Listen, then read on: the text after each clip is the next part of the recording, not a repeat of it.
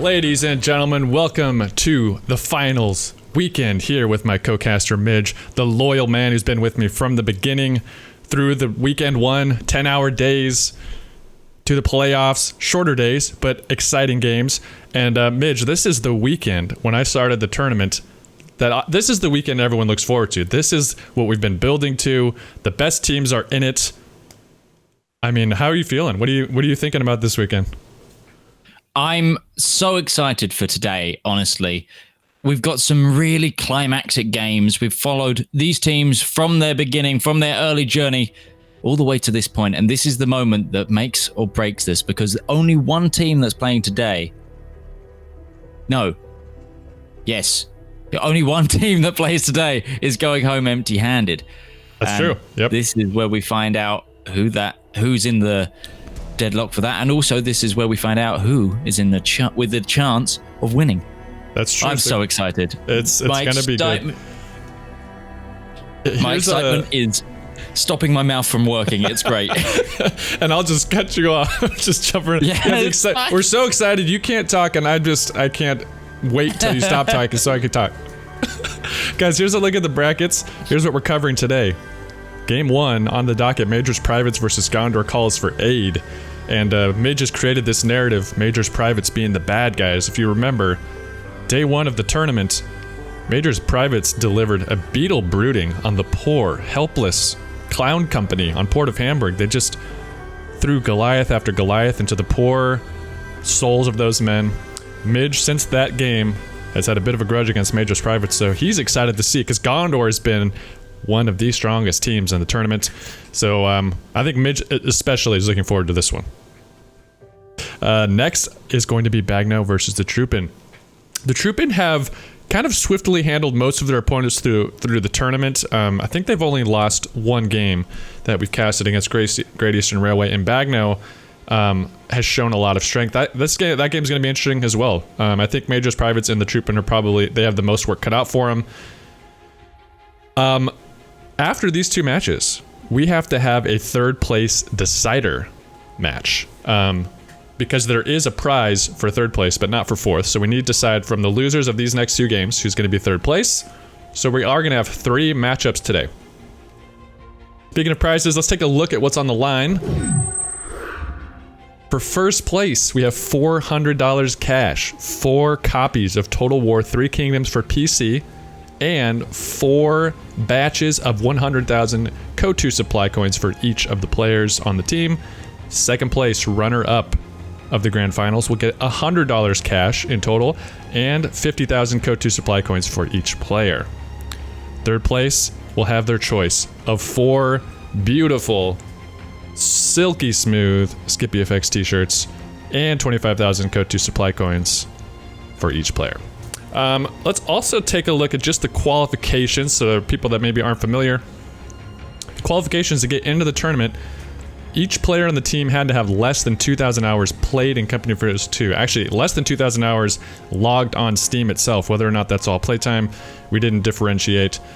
And they could not have ranks of 500 or better in 1v1 or 2v2, or they had to be unranked.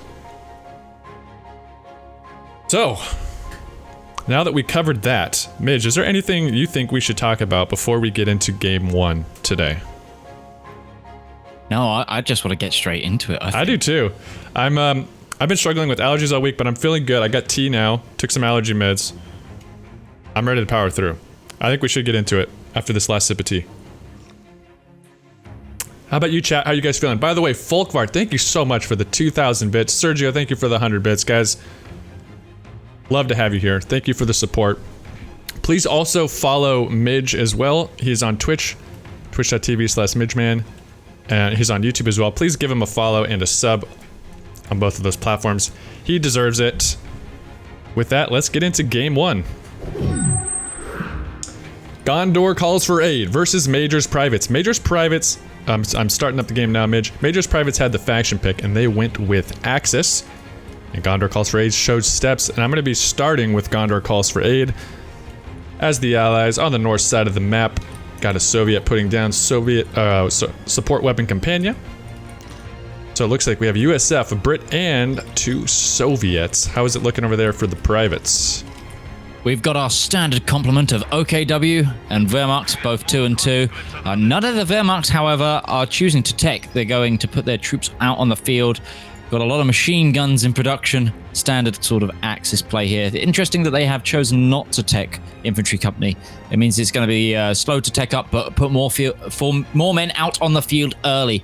And with steps, that's probably a very good call considering how big it is. I'm going to be interested to see with both teams if anyone's going to neglect this munitions side. We've spoken so many times about how this side of the map can make or break steps because of the dual VPs over the dual fuel. But we'll see what happens here. Yeah, so true. We have a full complement of allied commander lock-ins for Gondor. The confidence is showing. Mechanized support tactics for one of the Soviets, granting access to that ISU-152, so powerful in 4v4s. Ralinator, the other Soviet, going for airborne troops. We've seen that anti-tank rocket run do some serious work against Axis heavy tanks, knowing that that is very powerful. USF player goes heavy cav, getting access to that Pershing, and the Brit goes commando regiment. First engagement's happening in the center here. Sturm's getting very aggressive on the sandbags, pushing off the conscripts. One of the Soviet players did not tech tier 1 or 2. So it looks like they're just electing to spam out some conscripts, and they are going to the north side of the map. So Gondor being the early aggressor on the munis, and they're uncontested. One Kubel coming in to maybe push them off, but it looks like all the action's in the south.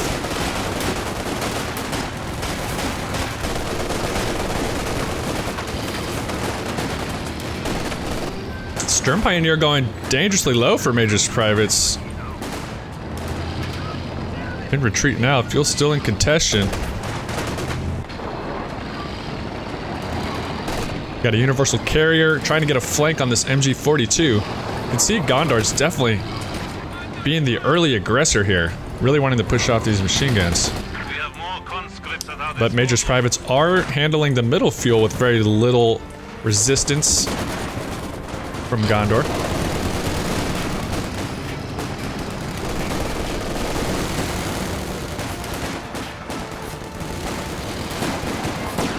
Yeah, no commander lock-ins from the Axis here. I'm thinking they're going to try and counter what they see brought out by the Allies. Good engagements all across the map right now. Really aggressive Volksgrenadier push by Major Bones to this building, who's getting double teamed by conscripts.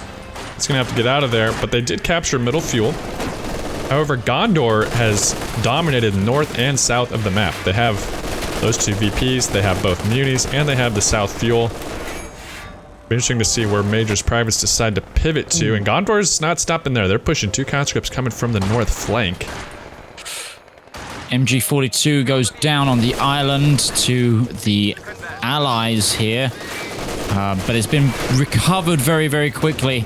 Just the suppression coming in from the backup MG42 and the Kubelwagen really mowing down the infantry squads from the Allies. It's a very bloody fight going on over here. No one really wants to back their troops, although there goes the USF rifleman now. So this flank already proven effective. It took out a 1 model Volks in retreat from Major Bones. The conscripts aren't stopping. They're going to start back capping against Major's privates. It feels like there's a huge hole in the line. Gondor's capitalizing on it. And there's nobody going to stop them. No. Major's privates look so destined to try and beat down on the island, try and affirm their control over all the fuel, but the Gondorians have just pushed through, taken those munition points, and now they're wreaking havoc in the backlines. They are keeping the middle fuel connected and capped, but they are struggling everywhere else. Finally, some troops coming to push off these conscripts. But now Gondor's decapping middle fuel as well, so definitely a tough spot for Major's privates. As the USF infantry's rolling in. Good use of smoke by the Allies. How is Major's privates going to respond? Yeah, they're really at risk of having most of the map cut off from them at this point. They need to pull some of these men off the island, stop focusing all their attention that way, reaffirm their control over the rest of the map. Otherwise, I think Gondor are just going to really punish them all the way back into their base. Yeah, the north is completely empty. One Kubel could go cap both munis, both VPs. There's just one Maxim here in the middle of the map, so hopefully they decide to pivot and maybe push that. But no, they are pushing bottom some more. 2 Sturms getting suppressed by that Vickers upgrade on the Universal Carrier. They're showing some promise here on being able to take the south. They're getting some retreats on the infantry. We've had our first commander lock in from the Axis. Major Bones locking in Special Operations Doctrine. A standard OKW pick there. Brutal use of those infiltration tactics can really change a fight. So, here comes the 222, challenging the carrier, and it takes it down. Sorry to cut you off there, Mitch. That's a good pickup. No, absolutely fine.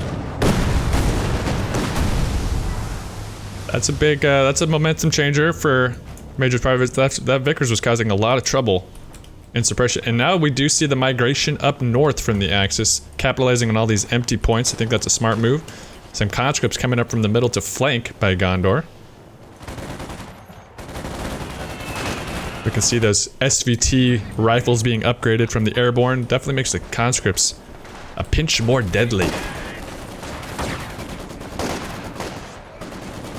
Yeah, this flank from the conscripts here could really do some damage. All of the squads around here have lost health, so if they can start picking them off from a range, they could easily win this fight, but the Kubel is putting pressure on the conscripts as well. Red cover there means a couple of model drops are going to happen. That's a bad micro there, but nonetheless, look at these pioneers, and they're going to retreat into the conscripts. But grenades coming in. Oh, and the conscripts are going to have to get out of there, but now the Kubel can give chase if it wants to. And this is going to look hairy.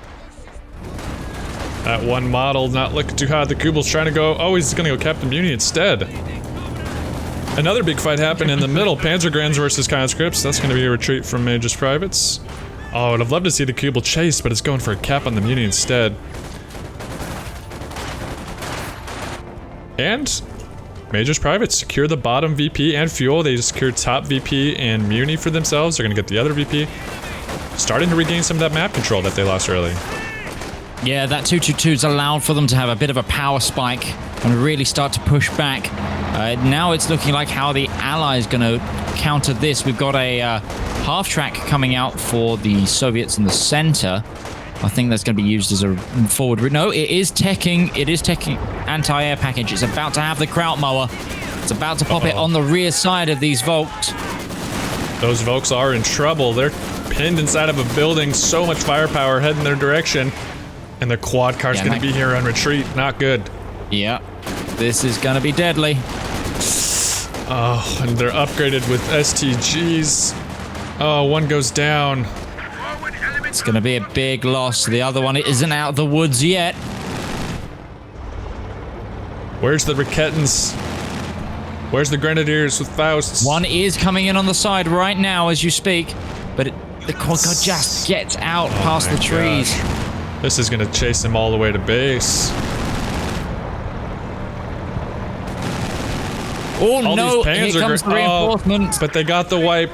2 Volks with upgraded STGs go down. Big loss for Major Privates there. They needed more AT on the front line. Look at all these Panzergrands, but we need Grenadiers with Faust. We need Raketans to stop these kinds of light vehicles. Yeah, that was a big sink. Obviously, both of those squads were Veteran C1, I believe. They both had STGs. That's a big hit on manpower and munitions. And now we've got a PPSH Guards airborne pushing off a Kubel wagon in the munition side. And there's a big fight going on on the island. What are you seeing over there? Yeah, riflemen just coming in force. We got Sturm Pioneers in retreat, Engineers in retreat, even a Kubel in retreat. Just the liberation by the United States. Coming in, those obviously Axis having trouble.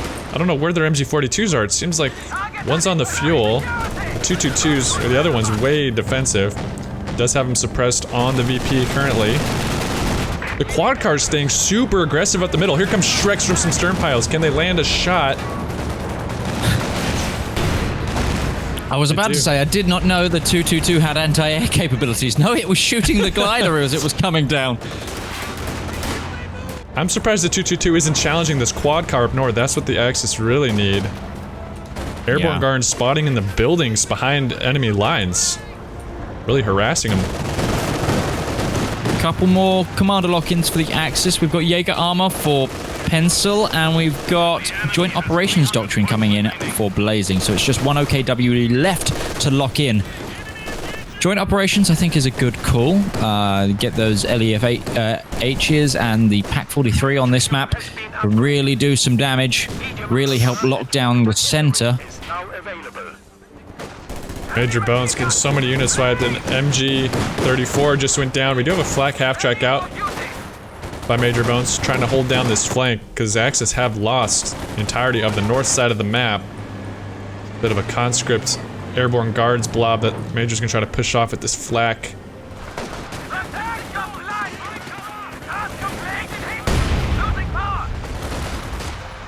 Flak half-track, though, is about to go up. Oh! So low right now, but those airborne guards are going to get wiped. Wow, is that just AT Flak grenades? AT grenades just did that, yeah. The loss of the airborne guards is a bit of a hit, but I think that's a decent trade. Get that flak half-track destroyed nice and early. But look at this Panzergrenz blob coming in now from Blazing. Yeah, I don't Holy agree. moly. I don't agree with the Panzergren choice. This is a very open map, and those Panzergrens are more close quarters units. I mean, he might be opting to go for a Shrek blob, which is effective, but Ooh. what'd you see? Just jumping back to the island, there was a Ranger blob that went really danger close to being killed off, but it threw a grenade and almost wiped 2 Volks, so actually a decent trade, but massive combat still going on the island. Kulberwagen is now Vet 4 on the island as well. Oh no. Here comes the 222 to try to support. Oh, look at the British infantry arriving in force. They have a 6-pounder as well. These Sturms are just going to get shredded. We got Brens on 3 infantry sections. Gondor does have the map triple capped at the moment. Major Privates, you just heard, tick down to 200 points. They are struggling. They do have the bottom fuel as one positive. But the Allies really running away with the infantry power advantage. They got conscripts with SVTs, they got infantry sections with Brens, and Majors Privates as Axis, you know, they have Sturms, they've got Panzergrens, and some Volks that have been wiped, so now there's fresh Volks on the field, so I feel like they're really struggling against this powerful Allied infantry at the moment. Yeah, and it's coming down to the same point I made time and time again. It's this munition side. No pressure on it early meant that it could just get capped, and the VPs just started dropping, and you get what we've seen here. 174 VPs down to 472. Oof. You can hear the consequences of that munition advantage. British artillery from the base just hammering the defensive line of the Axis here on the South Island. And here come the Stormtrooper. The Terminator men. The Bren carrying infantry sections storming onto the fuel. Here's some Obers. Problem is, a lot of this Axis infantry is fresh. A lot of this Allied infantry is vetted with upgraded weapons. They are proving their effectiveness. There's a sniper in support there as well, though. Can really do some damage. Red cover on those riflemen. That's a good hit.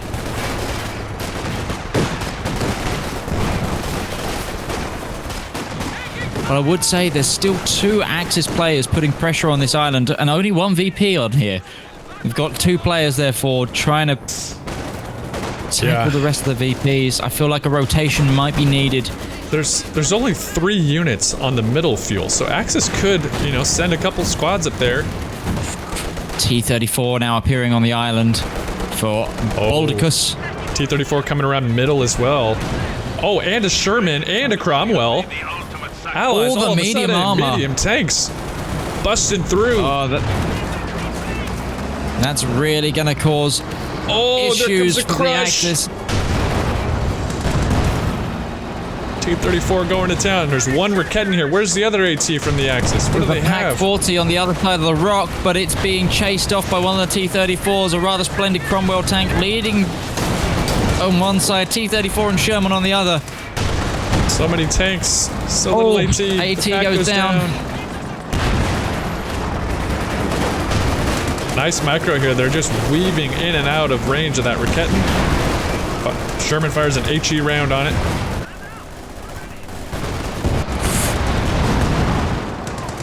Majors, privates, man, they have their work cut out for them. VP's still ticking down. This is the downside to having so much focus on the island. Top 2 VPs staying in Gondor's control and just slowly bleeding them out. Yeah, I also question the commander picks as late as they are for the Axis at this point.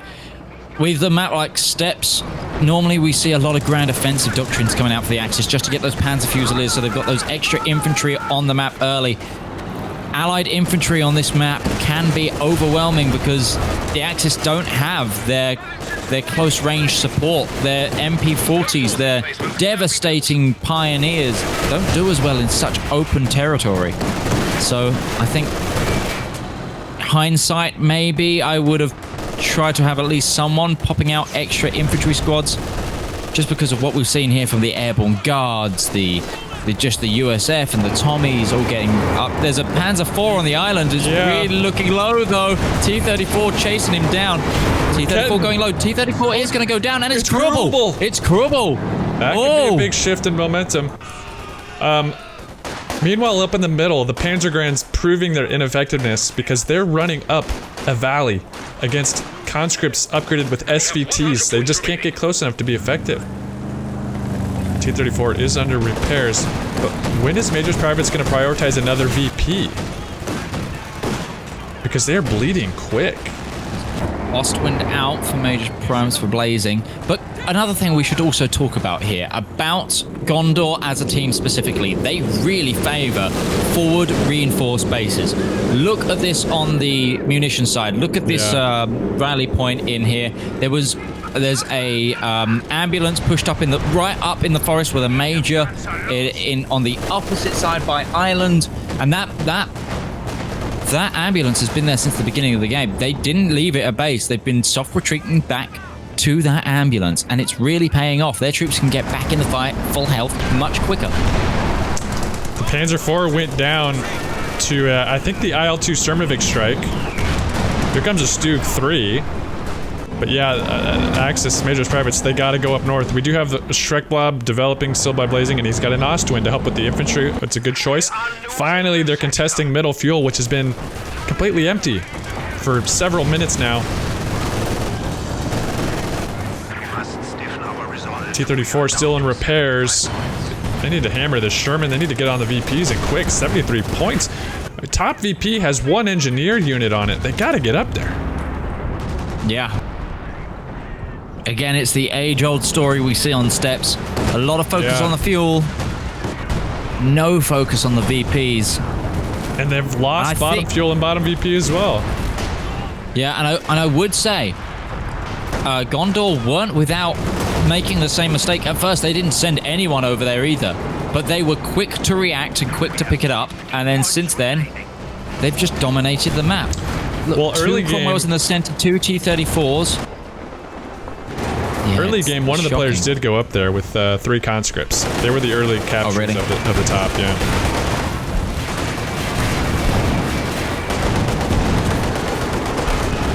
And this is looking like an unavoidable loss for the privates. All 3 VPs capped for Gondor. Both fuels now being capped for Gondor. Really no time to react. They're going to have to go against Gondor on Steppes as the Allies next, and Gondor have proven to be just as strong as the Axis.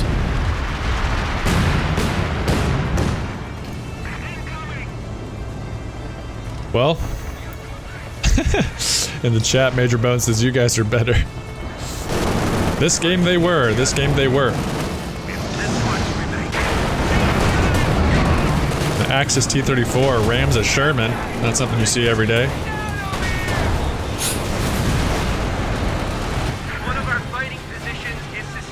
I like the idea that even when the T-34 switches to the Axis, that it still has all the RAM stuff. That means they've had to put someone crazy enough in there to ram an allied tank with an allied tank.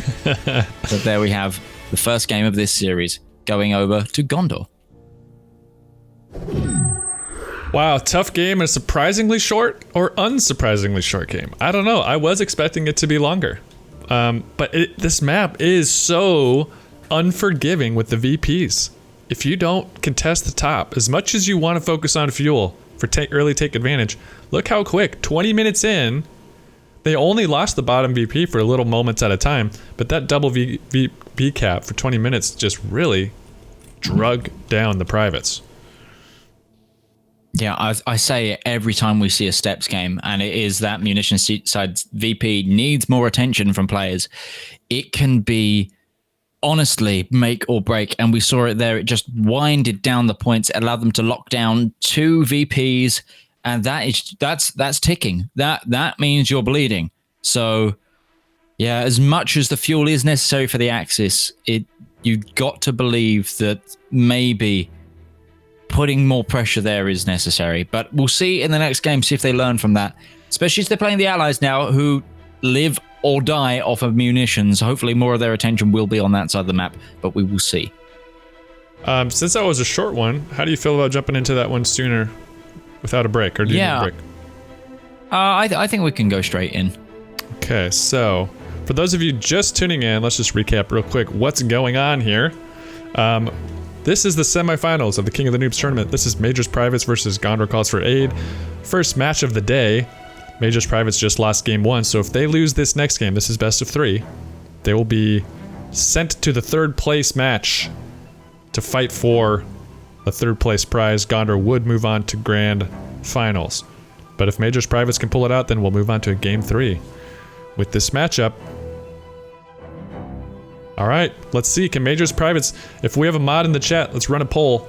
Let's see if the chat believes in Majors Privates correcting their mistakes, coming back in game 2, or if Gondor is going to run away with the sweep. I'm going to be loading into the replay now. I'll get that set up. Oh, you know what? I need to update the graphics real quick.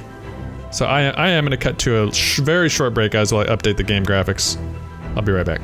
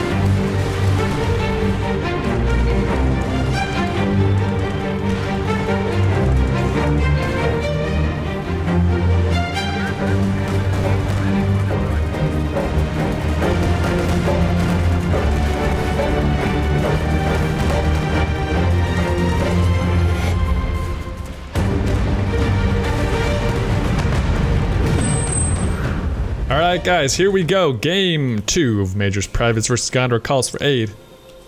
Gondor did win game 1. I'm starting up in the north with Majors Privates as the allies.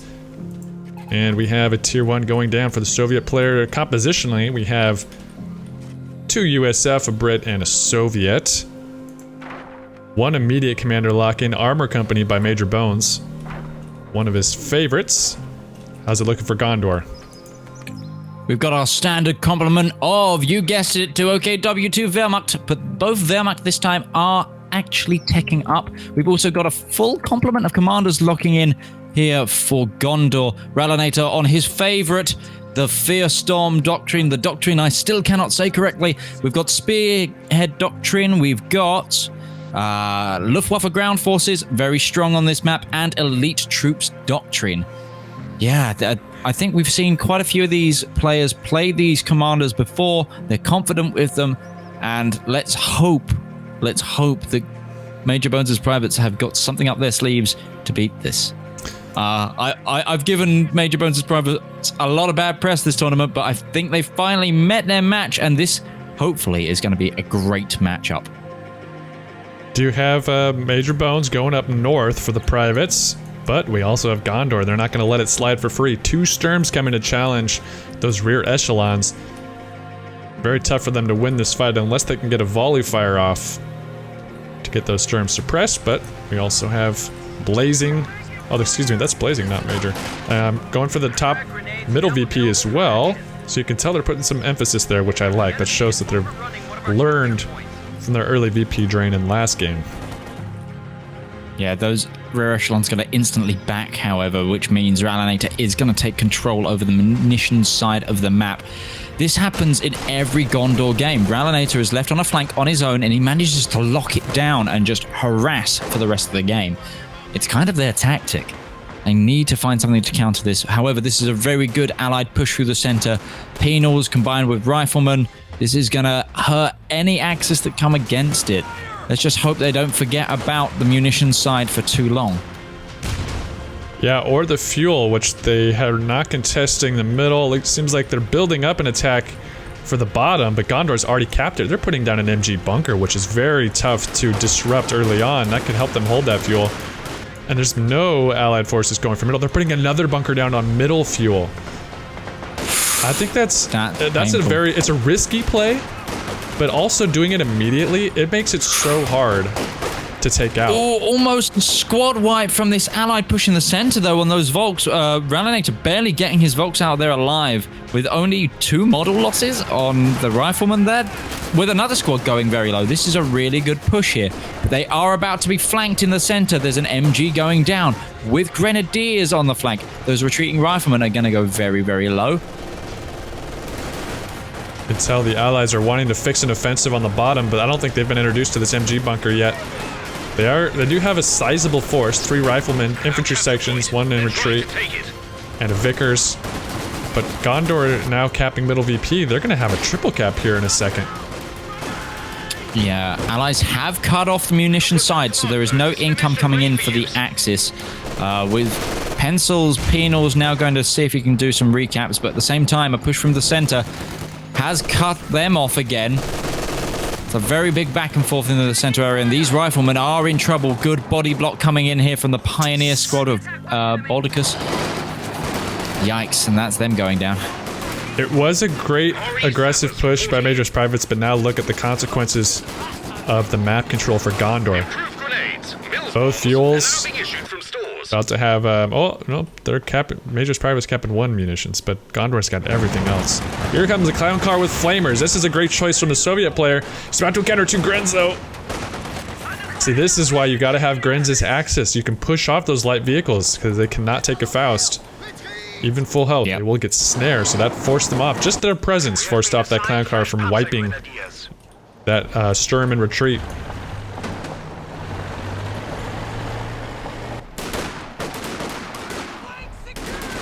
Major's privates on the back foot. What are they going to do? I'd love to see one of the players pulled from Ireland. They know how dug in it is now. They should be focusing on the middle and the munition side, where they've actually still got a foothold. Just leave someone there to tie up the players and actually get a cohesive push going on. I could see them taking Island. There's 1 wounded Volk, 1 Grand, 1 MG, and then 1 bunker. There's another bunker going down. Another bunker going down, though. That's going to make it so challenging. They're going to have to figure out how to handle that. Either with AT guns or some mortars. Second bunker in the center as well. Just teched its machine gun by the tree line to the middle. Oh, here comes a 2-2 out for the Wehrmacht. That's devastating news for the clown car that's roaming the field. I don't see Mass retreat here in the center because Blazing found that new bunker.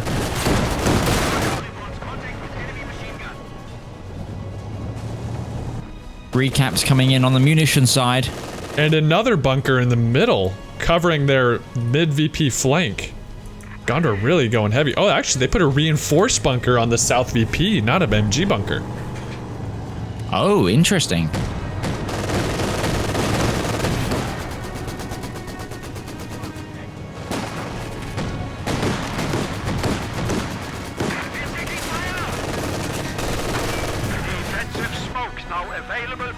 And we have a battle group headquarters from OKW up near the middle VP. Gondor is just really establishing a solid front line throughout the map, whereas Major's Privates seem a bit more scattered, kind of trying to figure out how can we penetrate this. I mean, by the second, the front line for the Axis is getting stronger.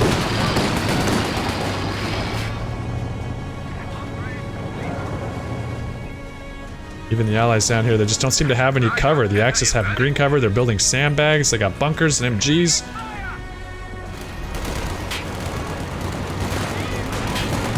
Still waiting on some command attacks from the allies. You'd think they'd start to bring them in now as the map starts to slowly drift in, very much drift in Axis favor. Ralanator bringing up his Opal Blitz here, you know, his favorite sort of... Oh, it's going to get caught off by the penals, though, and that's going to be pushed back. Okay, good push coming in here from Pencil. Good work with the clown cart, scaring off those... Ooh, here's the 222, though. Yeah. I cut myself short right then and there. Yikes. You can tell Major's Private's starting to put more emphasis on the north side of the map, capping both VP, or both munis. Got one VP and they're going for the middle. Yeah. It's definitely the right call. It's definitely needed. We've got AT moving up as well in support on this flank. This feels like the right move. Good call here from Major's Privates.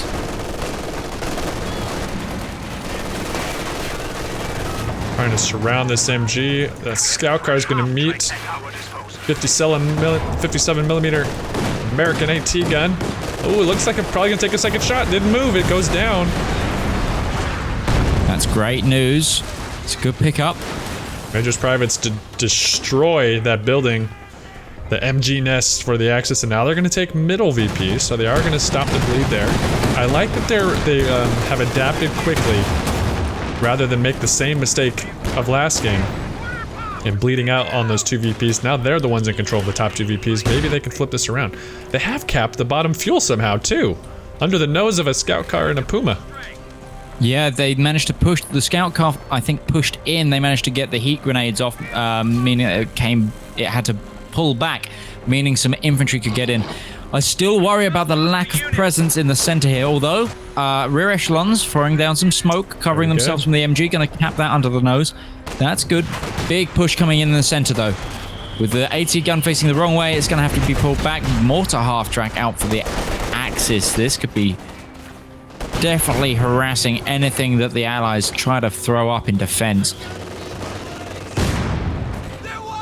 Nothing has been left on the munitions side of the map, though, again, which means it's going to get straight away recapped by this Wilkes Grenadiers, who are going to go for the cutoff point first. AT gun going to work on the middle MG bunker, and it goes down, so now the fuel is not defended by Axis. Oh, that's good. So the Allies are going to get that cap. Major's Private showing some life. One Volk squad, though, as you said, is capping munis that are completely uncontested by Major's Privates. They need a machine gun or something. Even I'd love to see the AA half-track that's on the island be up there to defend it. Yeah. Pencil has locked in mechanized support tactics. I think that's a good choice for the ISU 152. I'd like to see Blazing. Looking at Blazing's commanders here, I'd like to see infantry company or tactical support company. I think they need those. Actually, I think I'd like to see infantry company more than anything. I'd like to see some mortar half tracks out for the Allies. I think they could be really useful in countering this big dig in for the Axis. Look at this Opal Blitz truck just dropped off two Volks with MP40s behind the Allied lines. Undercover ops. And now this gun's in trouble, getting sandwiched between the action. Big plays by Gondor. It's great use of the transportation micro there on that Opal Blitz truck. You don't normally see that as well. Ralanator really loves his Opal Blitz wagon. He uses it, and he uses it well. These Volks with the MP40s are just showing that. Major's Private's going for a decap on the bottom VP. Gondor's securing top and middle now. Major's Private's completely pushed off. Oh my god, another AT gun caught off with no support in the middle.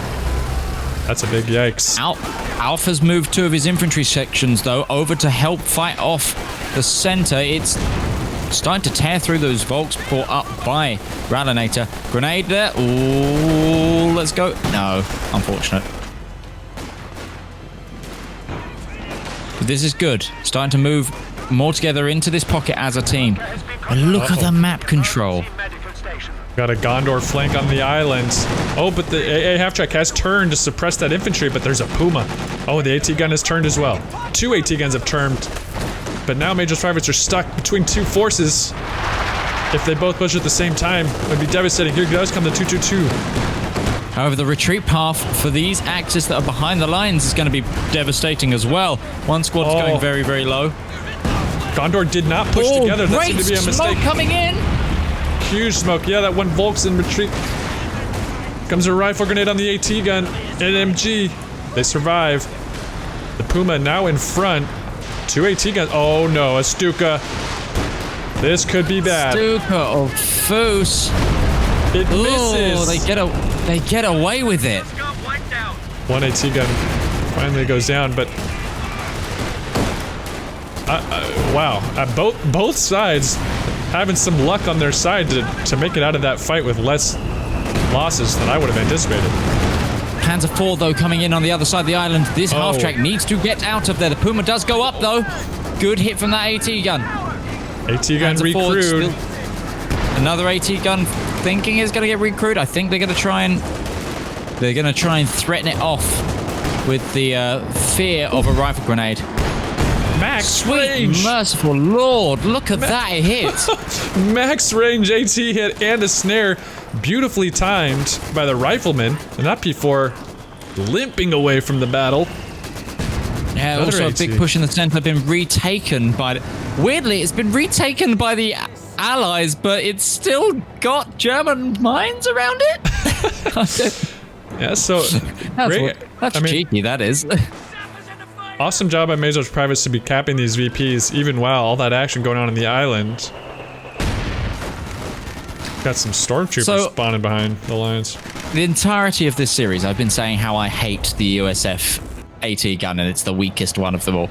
I recently did a game, a 3v3 with some of the members of the community here, and the game went on for 1.5 hours, and I've changed my tune on those AT guns because if you've got enough munitions, and I say if you've got enough munitions, you can really make them hurt. And I think I had 3 of them, and all of them vet 3. We wiped a Tiger in 2 volleys.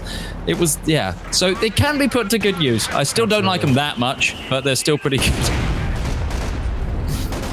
We have a P4 roaming around up north with nothing to, we do have some penals with the PTRS, but not a lot of AT up north to stop this very vulnerable quad car by the Soviets if this P4 decides to push. Look at this Axis wave of MP40s coming in, though. Yeah. Oh, just clipped by the grenade, some of them. Still enough to be able to push them. Red smoke coming down. I think this Brit Arty going to be coming in. Alf did actually lock in Vanguard Operation Doctrine, so that's not going to be like powerful arty. It's not the Royal Artillery arty, but it's still going to do some damage. There's no other AT in here to stop the P4. The 1 AT. All right, it's finally turning turning the wrong way. Finally, another one coming in is this gun. P4 takes a rifle grenade, but not enough to snare it. It was full health. Oh gosh, the wave of Volks with MP40s or Gondor making their way to the front lines. Blazing locked in tactical support company for the Calliope. While I think that's a good call, I'm not overly sold on it. Look at this half-track. Danger close combat with some grenadiers. The Panzer IV comes in. Oh, and then a Raket and half-track goes down. Oh my gosh, Volks in retreat. We have a flame made on a rifle man that goes down. Panzer IV, where's the AT? It's sitting in the water. Bolshevik coming up. There's a mortar pit ended up going down south. USF gotta get out of here. What are they doing? Bones, retreat! Retreat, man! Oh gosh. Something's gone horribly wrong. All the AT guns as well.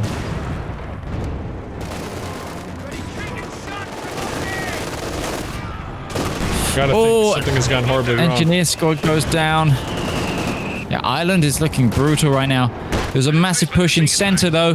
Counter-attack coming in. But there's more Panzer IVs. There's a Kraut mower pushing up, but it's about to meet 2 Panzer IVs.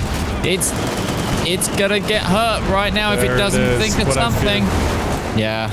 Major Bones. Internet goes out. And it is way past the 5-minute mark. So now Bones, Major's Privates is gonna have to play it down a man. Per the rules of the tournament, there's no restarting of the match after 5 minutes. What a tough turn of events for Major's Privates. I could tell something was wrong with those lack of retreating squads. That was definitely out of character. Yeah.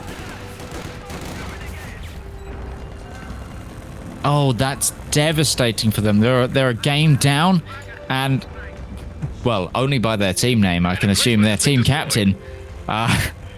Internet goes down.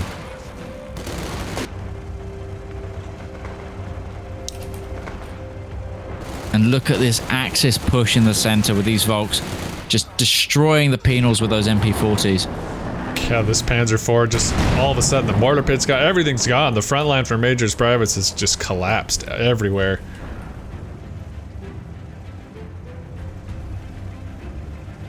It's a solid yikes across the board. You gotta feel for him. Major's Privates though did benefit from their opponent having a player dropped in the playoffs.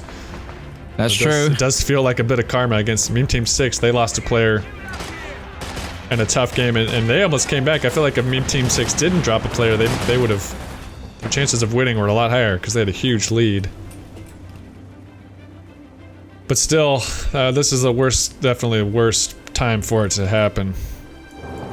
The semifinals. Yeah, I feel that. But at least it didn't happen in the playoffs where they could be out of the competition. Even if they lose here, there's a chance they can go away with a prize because they go to that 3rd place game. That's true. So, there is a light in the storm there. Major's Privates aren't going to surrender. They're building up some forces. They're going to see what they can do. Do have a Firefly out from Elf. Series of AT and infantry coming up. They're going to see what kind of damage they can do. And we can't forget, the VPs are quite close right now, so this game is far from over, and sometimes overconfidence can really build, and if Gondor feel that there's a good chance that they still could lose this. And we've seen AI do crazy things that really throw players off, so that could always be useful as well. A new mortar pit goes down in the middle. You can see, I think Major's Privates are thinking, may as well make one last stand up here to try to get these 2 VPs, see if we can stay in this one. Yeah. Well, Gondor have done this themselves in previous games. They locked themselves into this pocket when all things were looking down, and they came back. So this is a brilliant play, I think, from Major Bones' Privates. I think they kind of needed to do this earlier, and here we've got a Jackson hunting down a Panzer IV. It gets the kill. And we've also got a Firefly out in the center. We've got those AT tanks. These Panzer IVs now need to be worried. They can't push like that anymore. And this is going to send some advantage on Major Bones' way. This Panzerschwer is vulnerable to a tank push. What could stop it? Oh, a Tiger's out. That could stop it. That could stop it, certainly. Another Panzer IV coming up. This Zis gun needs setting up, for sure. These Zis guns weren't set up.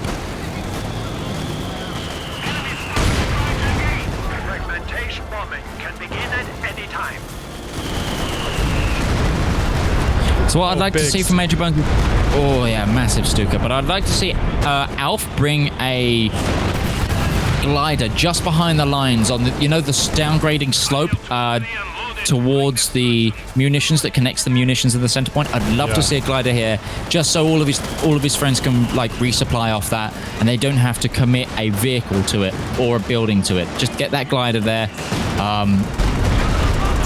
Really help out. And I love this use of the Browning equipped rifleman and captain. Captain's been given a Browning as well. Really shredding these Axis infantry here.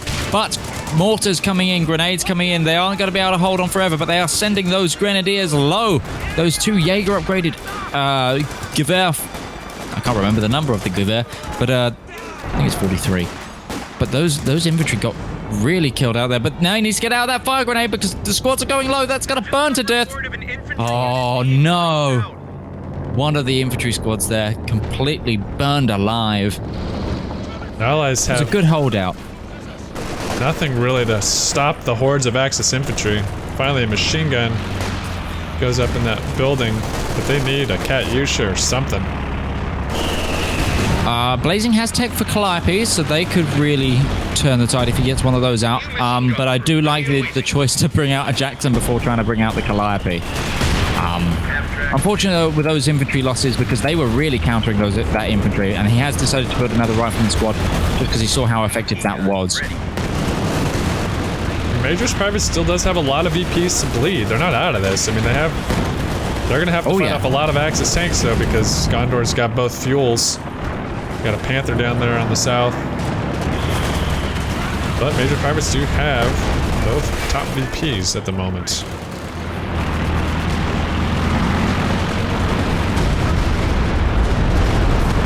Oh, Stuka just took out the Jackson. That's devastating. Oh, 3 volts on the flank.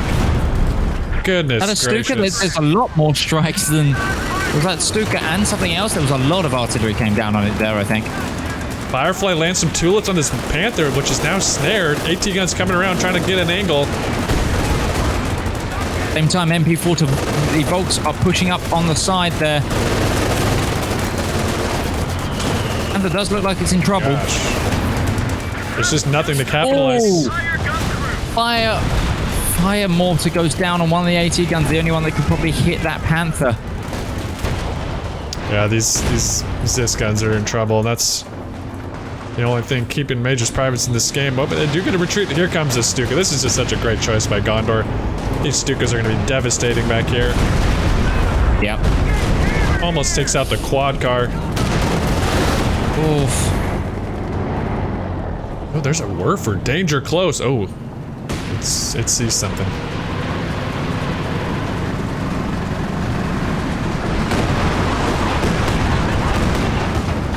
Oh, only takes out one model.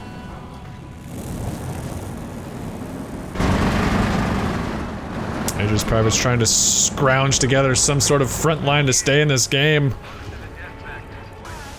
Meanwhile, and it's still being allowed to cap the munition side, though. There's just nothing locking down this side. There's actually not much on the bottom now. Oh, there's a horde of infantry heading that direction, though. Yeah, there's nothing on the bottom, and the AI Bones is trying to cap in, but there is still a mortar, an MG, a couple of bunkers, and a flak emplacement, so good luck, AI Bones.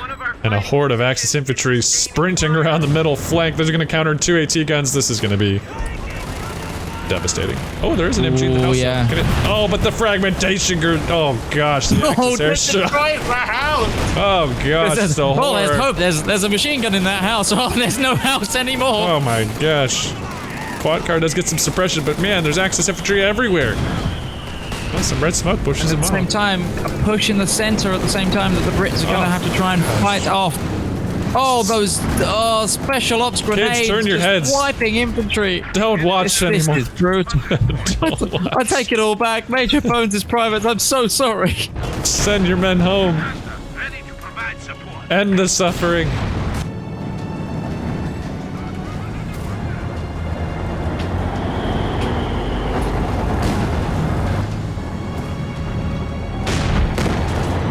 Firefly misses a static mortar half-track. That's embarrassing. Firefly. Probably shaken by the amount of Tommies that just died in front of him.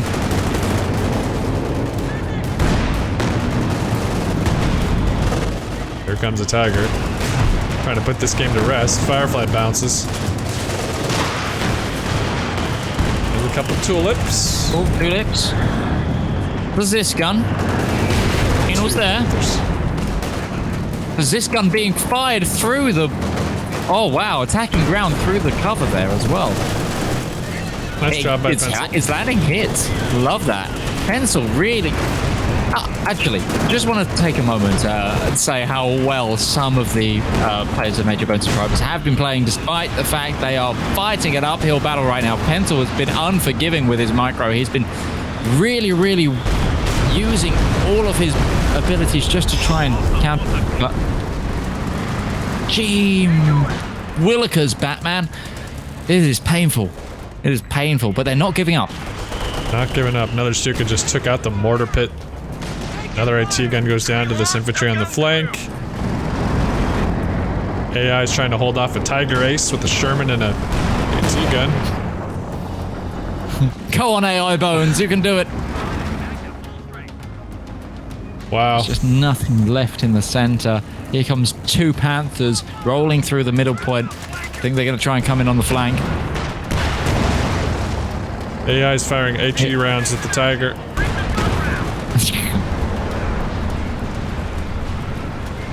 Oh no. Well, what can you say? Here comes the Panthers on the flank trying to put this game to the rest. Finding the Firefly. Yep.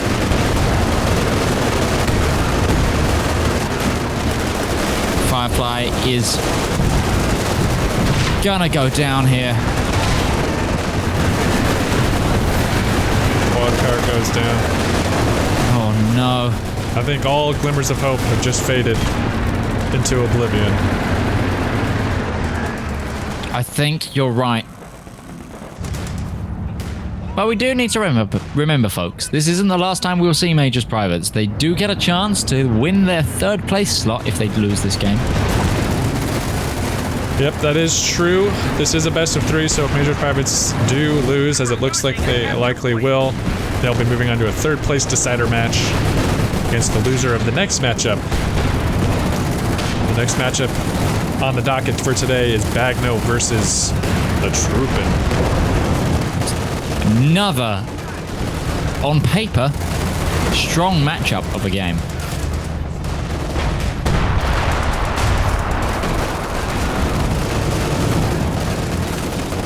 It is unfortunate. They were... ISU 152 here, about to go toe-to-toe with a Tiger. And 3 volts, so it gets immediately snared. And there's a KT as well in the background rolling up, as well as a Panzer IV. Can't be unsupported there. No, Stalin's mega gun, feeling the wrath of the German armor. We are down 100 points. Oh, it's crewable. Vehicle has been lost in the defense. It's crewable, and the Tiger's bouncing on it while it's crewable. What the heck? Multiple bounces. What the heck? Oh, there it goes, finally. Fuck. People in chat, is the game audio too loud? Let me know. But what I was gonna say is 75 points. Majors Privates were looking stronger this game. They were prioritizing the VPs in a much better fashion. You can tell that they made adjustments based on the first game loss. And I did like to see that. They were being more quick to react to positions on the map. Thank you, chat. But honestly, Gondor have just proven such strong competitors in this entire competition. Really, really bringing their A game the entire time. You can tell that they've worked together, and they work together well as a team. They know each other's strengths and weaknesses, and they play around that. I still can't get over how good they are at bringing up forward retreat bases and using their ambulances and the opals and all the things that kind of go neglected in Company of Heroes that people don't really pay attention to. They're really using them and using them well. Yeah, their coordination is fantastic. AT gun is ready for Definitely deserving of the Enemy. We are advancement to the grand finals. 5 points.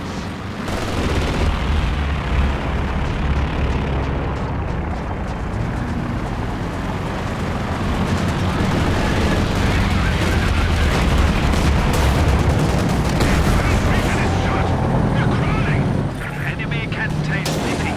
They only have 10 points remaining.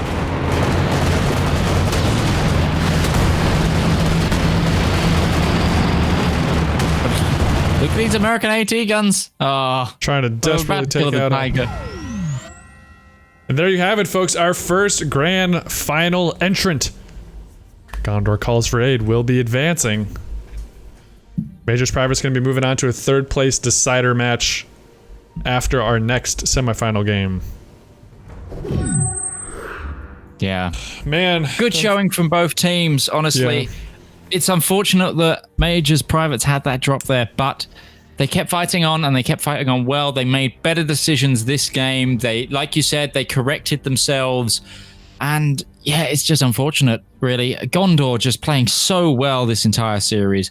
It really takes people on. I reckon it will take any team that goes up against them to be on their best, or Gondor being on their worst, for them to crack it, because they've got such good teamwork. And Major Bones' Privates could have done it. They really could have, but it's unfortunate. But they're not out of the competition. We do get to see them in their third place decider. Yep.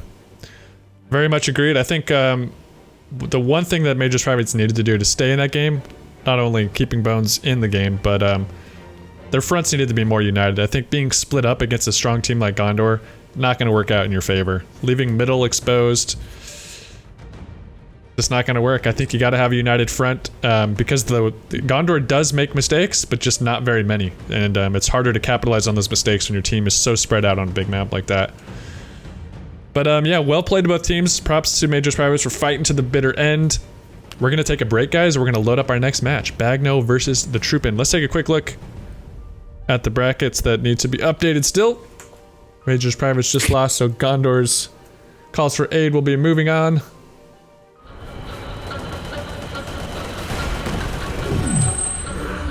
Guys, welcome back. I hope you're having an awesome Saturday. Thanks for spending it with us. Skippy and Midgeman. Bringing you King of the Noobs, semifinals Saturday. Leading our way up to the grand finals tomorrow. I'm having fun, Midge. How you doing? I am definitely having fun. Wow, what a result with the last game.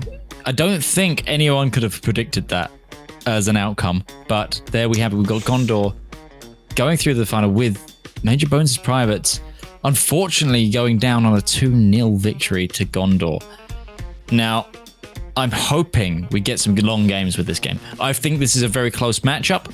I rate both the teams. I rate both BaGGno and the Truppen, maybe slightly favoring BaGGno because they've put out some very strong games as well. But this should be a great matchup, a really good matchup. And yeah, I'm just excited. Yeah, so BaGGno versus the Truppen. BaGGno was faction pick. They chose Axis. The Truppen ended up choosing Leon Forest, which is not the first time they've chosen Leon Forest. So definitely a map favorite of theirs. Just for those tuning in real quick, let's do a quick recap of what's on the line. First place, $400 cash, 4 copies of Total War 3 Kingdoms, 100,000 KO2 supply coins for each player. Second place, $100 cash, 50,000 KO2 supply coins for each player. Third place, which that match will be decided later today. It will be against the loser of this match and Majors Privates. Third place will get their choice of 4 SkippyFX shirts from SkippyFX.com and 25,000 KO2 supply coins. And qualifications to be in the tournament, less than 2,000 hours played in Company of Heroes 2, and they cannot have ranks of 500 or better in 1v1s and 2v2s. Okay, let's get into this game. Leon Forest, BaGGno versus the Truppen. Hope you guys are ready. This is what we've been waiting for. Let's get some hype in the chat. Let's take it into game 1. I'm starting up north with the Axis. BaGGno. Oh no, sorry, down south. I'm down south. I got mixed up there. With the Axis, we have OKW, Wehrmacht. We got the classic. 2 OKW, 2 Wehrmacht. Infantry company going down. What are you seeing from the Truppen so far? So we've got a Brit, a Soviet, and a USF. So 2 Soviets, 1 USF, 1 Brit. Both Soviets choosing to tech support weapons. I guess I'm going to see quite a few Maxims trying to lock down those corners. Very needed in Liane Forest because there's so many paths into each other's lines. You've got to be careful all the time. Like you're saying, this is a favorite map, I think, of the Truppens. They've put up some really good fights on this, and I'm looking forward to see them unfold here. I think it's a good choice. We've also got some commanders already locked in, Meme locking in shock rifle frontline tactics for that IS-2, and we've got Brits locking in advanced emplacements. I think that's the first time we've done that all tournament. Definitely is. This commander is make or break. If you don't get the early game advantage where you can lock down a side, it's useless. It doesn't have anything that helps you counterattack until you get to about, 10 command points for the precision barrage, and even then, it's not the most powerful. But if you can lock something in, it can be devastating early game with very few counters other than basically artillery spam. And artillery spam has its own counters, which the rest of your team can cover. So, let's see how this works out for them. Scrappy fight going on in the forest. Got a Vickers and an MG42 facing off. The infantry section's in retreat against the Grenadiers. Axis getting aggressive on the Muni, pushing up into the forest. The Volk Sternpile and MG42 combo for the Axis is such a strong opening. It's so hard as allies to counter that, I think, unless you have a mortar or something that you can flank those MGs with, because with that strong frontline infantry supported by that best MG in the game, it's devastating. And you can see here it's paying off on both sides of the map. Yeah, a really good placement of that Vickers there by Ascalon. Just as he corner of his eye, he sees Jones's Volksgrenadiers trying to push in and cut him off in the forest. It needs to be noted as well, Ascalon will not be able to build if any of the points he is building on are cut off. So he really needs to watch those cut-off points. But we're starting to see the ebb and flow, and I think the Axis are coming away with the early control of the map. Yeah, they just are dominating their early fights so far with those MGs and the Volks, and they're getting aggressive. They've done this in other games. They're not the type of team that just sits back and defends what they hold. They keep pushing, and they make you earn all the ground that you've lost.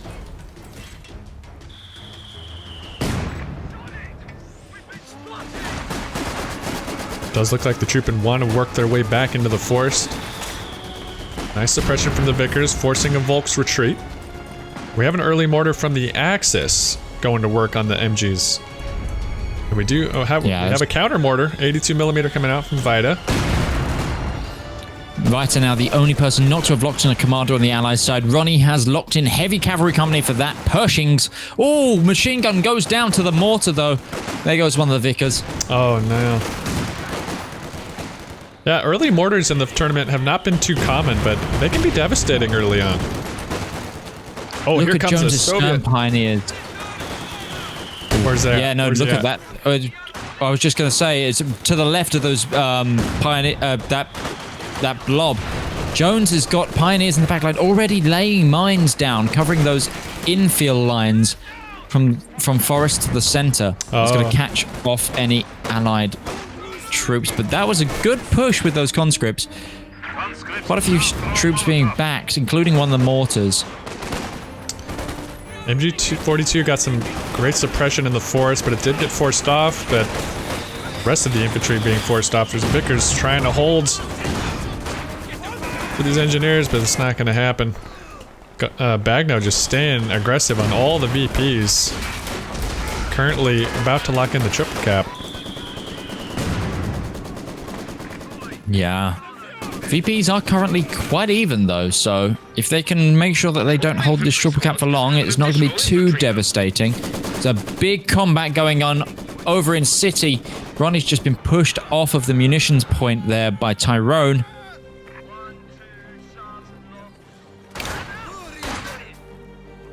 Looks like the Truppen are going to get a cap on middle. Nothing there to stop them. But yeah, the fights have been heavily in BaGGno's hand here in the early stages of the game. We do have a Tier 3 going down for the Soviets already. A T-70 certainly could help turn the tides. Yeah, T-70 is really good for this map as well.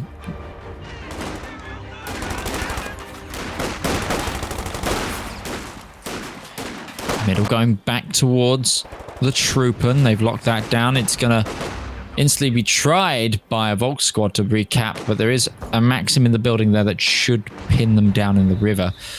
However, again, I'm starting to worry about this pick of advanced emplacements here for the Brits. They just haven't been able to get anything. Well, it makes sense on this map, but you need to win the first engagement, I think, before you lock it in. It felt like it got locked in way too soon. Infantry section trying to desperately get in range for this coordinated barrage grenade, I think, but he's going to get suppressed. You can tell the Truppen really want to crack into this forest, but it's BaGGno's strongest point. They're putting up green cover sandbags, they got MGs, they got mortars. Whereas the city actually is pretty weak. The Truppen could push this. Yep. There's only 3 Volksgrenadiers in the city. Yeah. And also they do currently have the center completely under their control, but there's a 222 pushing through the center now, flanking the Maxim, gonna try and get that out of the building. Is what I would have liked to have seen now that they had actually locked in that advanced emplacement regiment. As soon as they found that the middle was their strongest point, the point that they could hold, maneuver around there, build a Bofors, trying to cut off some of the infiltration. You know, lock that down for sure, and then you can start displaying troops elsewhere. You got to use where your advantages are, and I'm not sure keeping the Brits in the forest this long has kind of done that. But this 222 really wreaking havoc. But there is a Zis being moved up. Surprised. Okay, here comes an offensive from the Truppen in the city. I'm just surprised we're not seeing more action from them in the city. There's only 3 infantry squads there. Nice Zis hit on the 222, pushing that back. A couple grenadiers though, pushing the Zis. Yeah, conscripts capping the forest though while we speak. Oh, so they've been making some progress there, but honestly, I'm a bit surprised. BaGGno looked very strongly dug in, but there's only a rack and a mortar left. Yeah, look how much infantry is currently back in BaGGno's base. Just all of it, and now it's going to come back to the forest. So I don't know. Honestly, there is a Stuka out. There's so much infantry now coming back into the forest. I hope the Allies can hold on for this, but it's going to prove to be a good fight. Oh, rifle grenade going over the trees, missing both on this engineer squad. Honestly, still perplexed at how quiet the city has been, given the weak defense there. Yeah. Where is this Stuka gonna fire? It's aiming towards the forest right now. That's wise. Oh, infantry sections with coordinated barrage. They get the smoke down, but they go down, pay with their lives. Can it be worth it if they get some hits here? There's potential. Grenadiers walking real close. Yeah, instantly mass retreating those there. That's gonna buy that will buy the Allies some ground here into the forest. And finally, here comes the assault on the city. Ronnie coming in. Does Liberation Force. The Volks are scrambling for cover. Stuka still hasn't fired. Nope, I don't know what it's doing. Oh, it's aiming. It's gonna go. I think it's gonna be firing. Oh, but it hits the trees. Oh no. Did any rockets make it through? 1 rocket made it through. Two rockets made it through. Missed.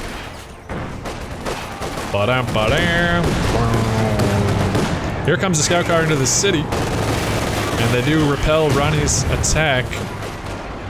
T-70 in the center putting some pressure on the MGs.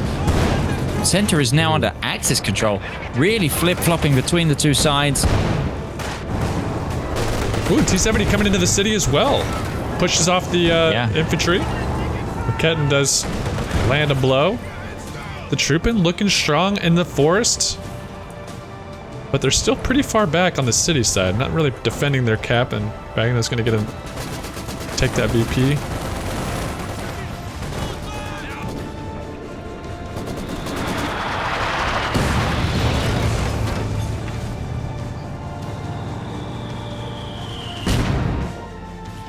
Oh, there's a demo charge hidden by one of the pine trees Is there? towards center. Yeah. which player? Center in the river, Oh, forest. I see it. Yeah, that is a good spot. That's a good spot. Covers the retreat and it covers flanks, so be interested to see if that gets used. Falsham almost goes down. We got shocks on the T-70 pushing another set of Falshams. Yeah, Forcing this them back. Falsham's need to get this now.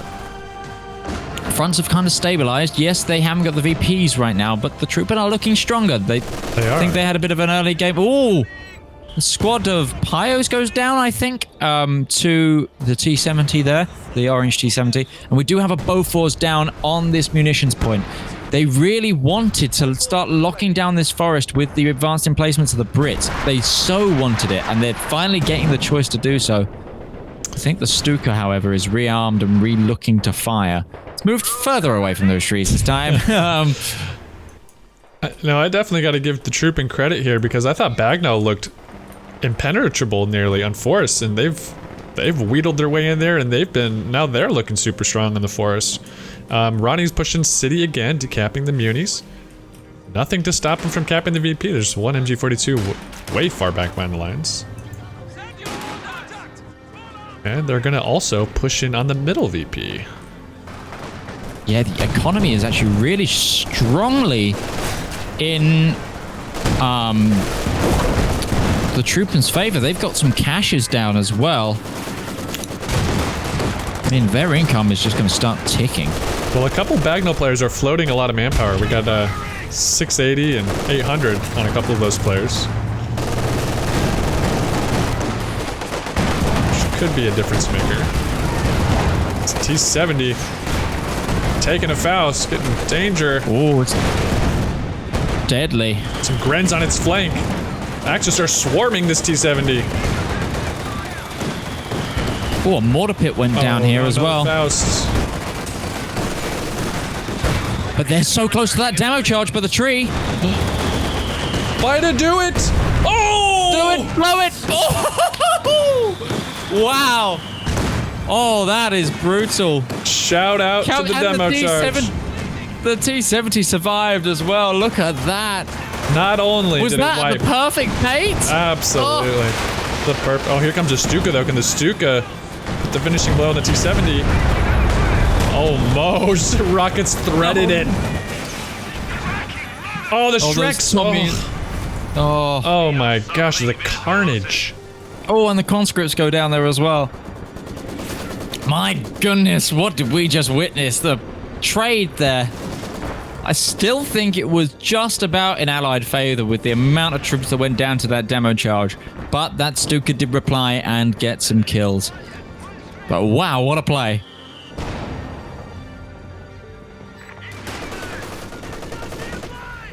It's really interesting that so much fighting is happening in the forest while the city is essentially a 1v1.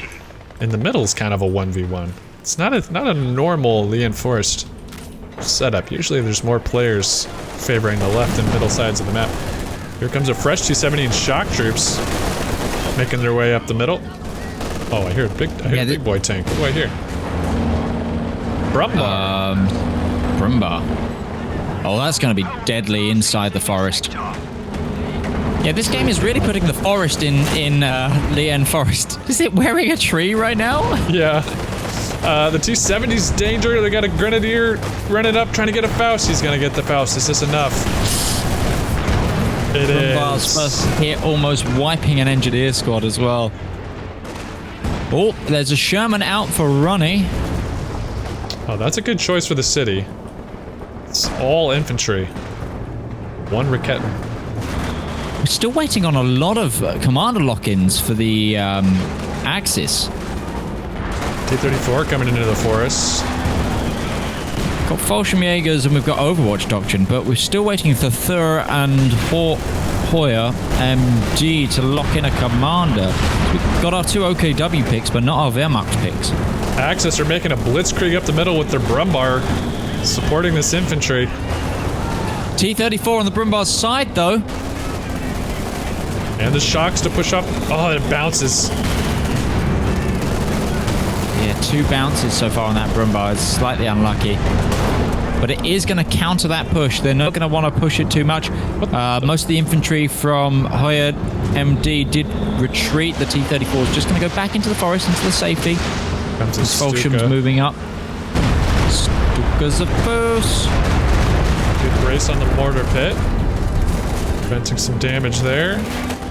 Yeah, the upgraded emplacements can just withstand so much when braced.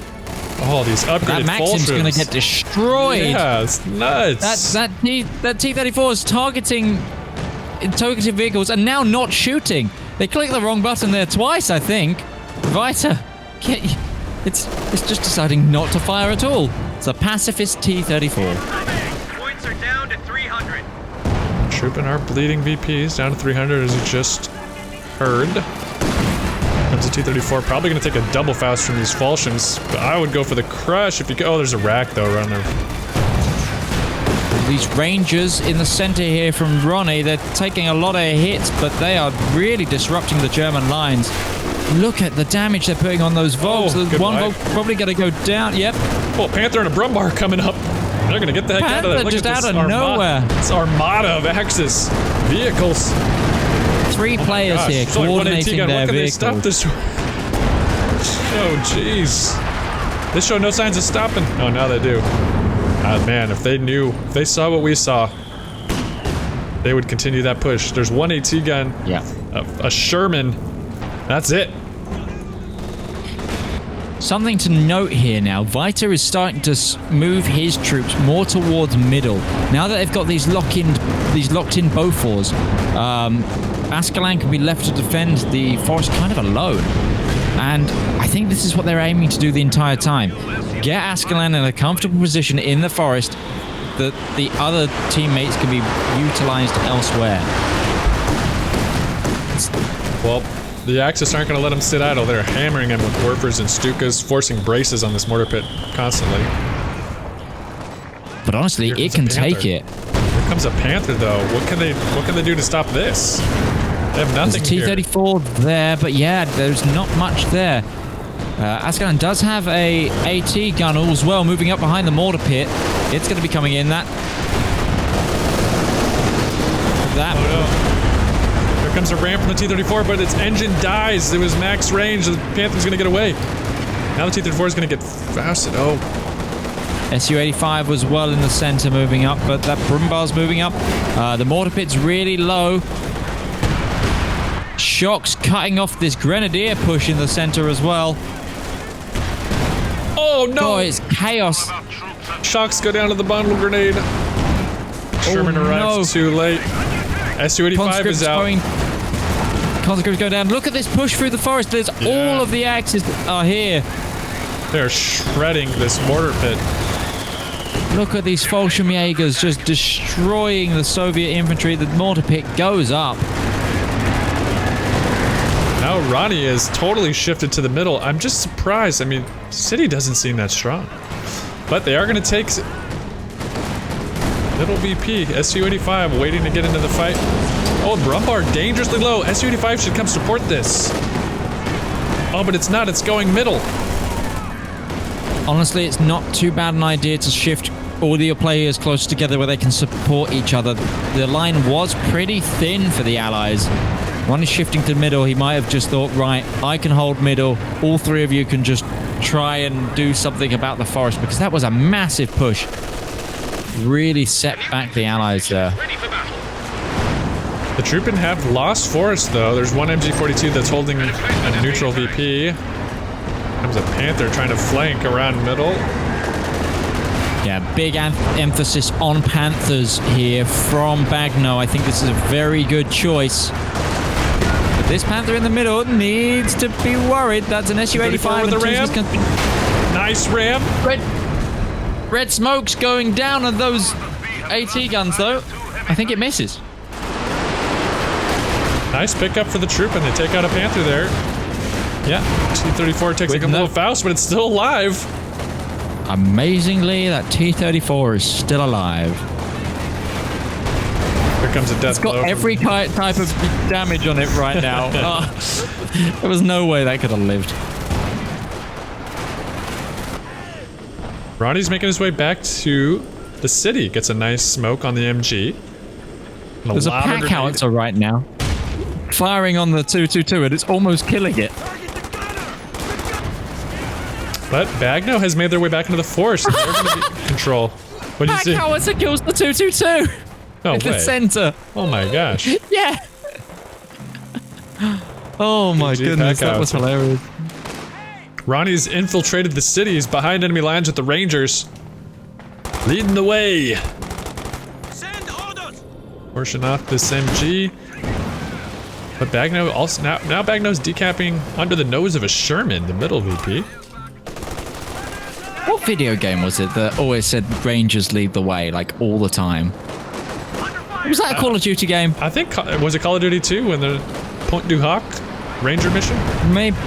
Well, no. There was like one that it was in the multiplayer of one of them. Whenever you played, loaded in as that I don't think I faction, know it it. always went Rangers lead the way. I can't remember. Someone in chat tell me. Odds Modern are Warfare Call of 2. Duty. That's it. That's what it is. Yeah. There you go.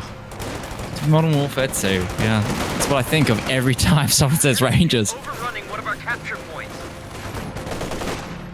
And just like that, BaGGno responds to this city push. They take it over. Now BaGGno's got a triple cap. Truppen are hurting on VPs. They got an armada of tanks in the middle. They just need to apply them tactfully.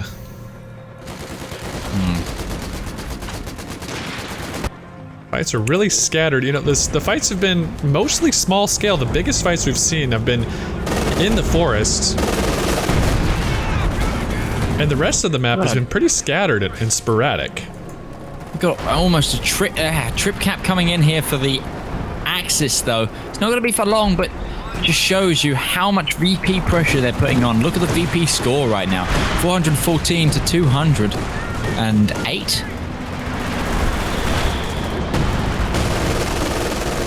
Brumbar moving into the forest VP. The Bofors goes down.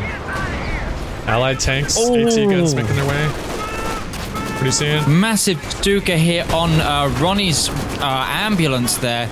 All of his retreat, his healing men just have to re-heal now.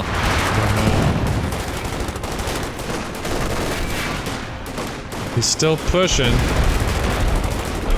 Does get a retreat on the city side. There's only one squad and an MG42 protecting the city, and one Raketin. Oh, Brumbar coming into the forest. There's a Cromwell snared, and it takes a direct hit from Brumbar. That could go down, and oh, the Shreks. Cromwell goes down for very little. You've knocked out a Cromwell tank. And now BaGGno looks very strong in the forest side. There's nothing.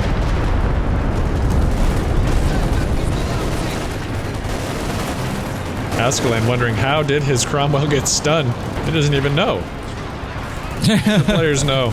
Welcome to King of the Noobs, ladies and gentlemen. Where the players do Unintentional things they don't even know success. how to do.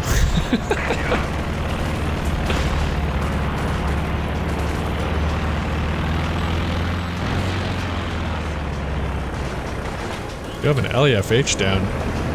Smart play for the hammering the Brit emplacements. Here comes an allied tank push, 2 SU-85s. But there's an AT gun. There is a wounded Panther, but there's a second AT gun coming up. Yeah, they're gonna need to push. Call that off.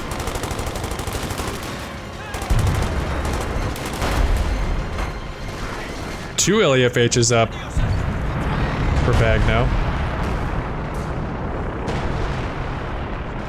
You can. It seems like the Truppen are wanting to aggress. Look at this, double Jackson, double SU-85. Askelan, though, his pop cap right now is 26. He's lost all of his emplacements. He's just got an infantry section and a Firefly right now. Yeah, I think he's got to give up the forest and link up with his team. No way he takes forest back with that small of a force. The ability is ready now.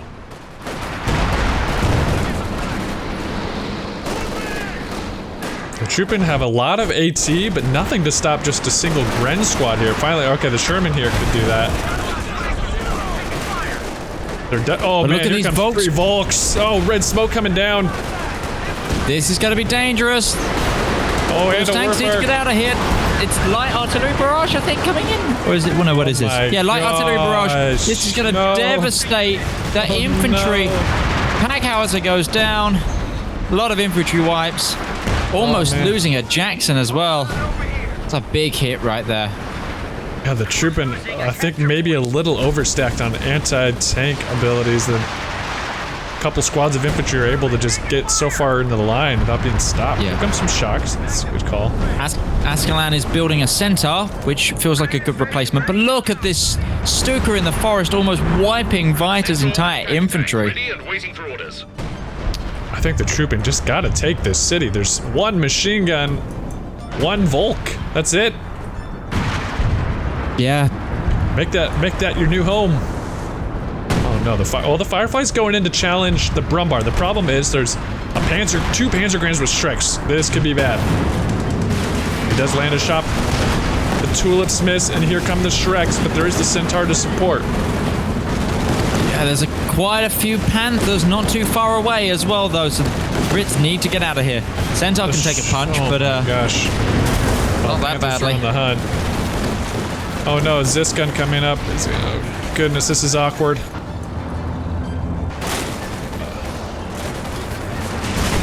comes a Panther.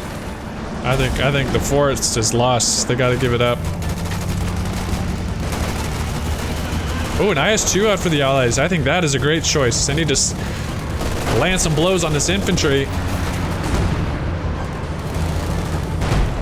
I think if the Truppen rotate to the left, they could really change the momentum of this game.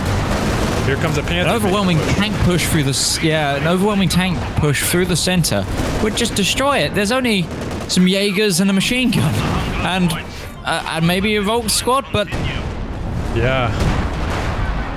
Oh, Su-85 going down on a one-on-one with a Panther.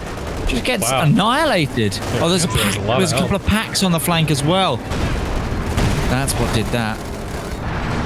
Well, the Truppen looks like the aggressive push might be coming now. Rack lands into the IS-2. Oh no, IS-2 showing its rear armor. Su-85 takes a rack shot. It feels like they're a little indecisive. They don't know what they want to do, but their points are bleeding. They have to decide something. It's a weak pack.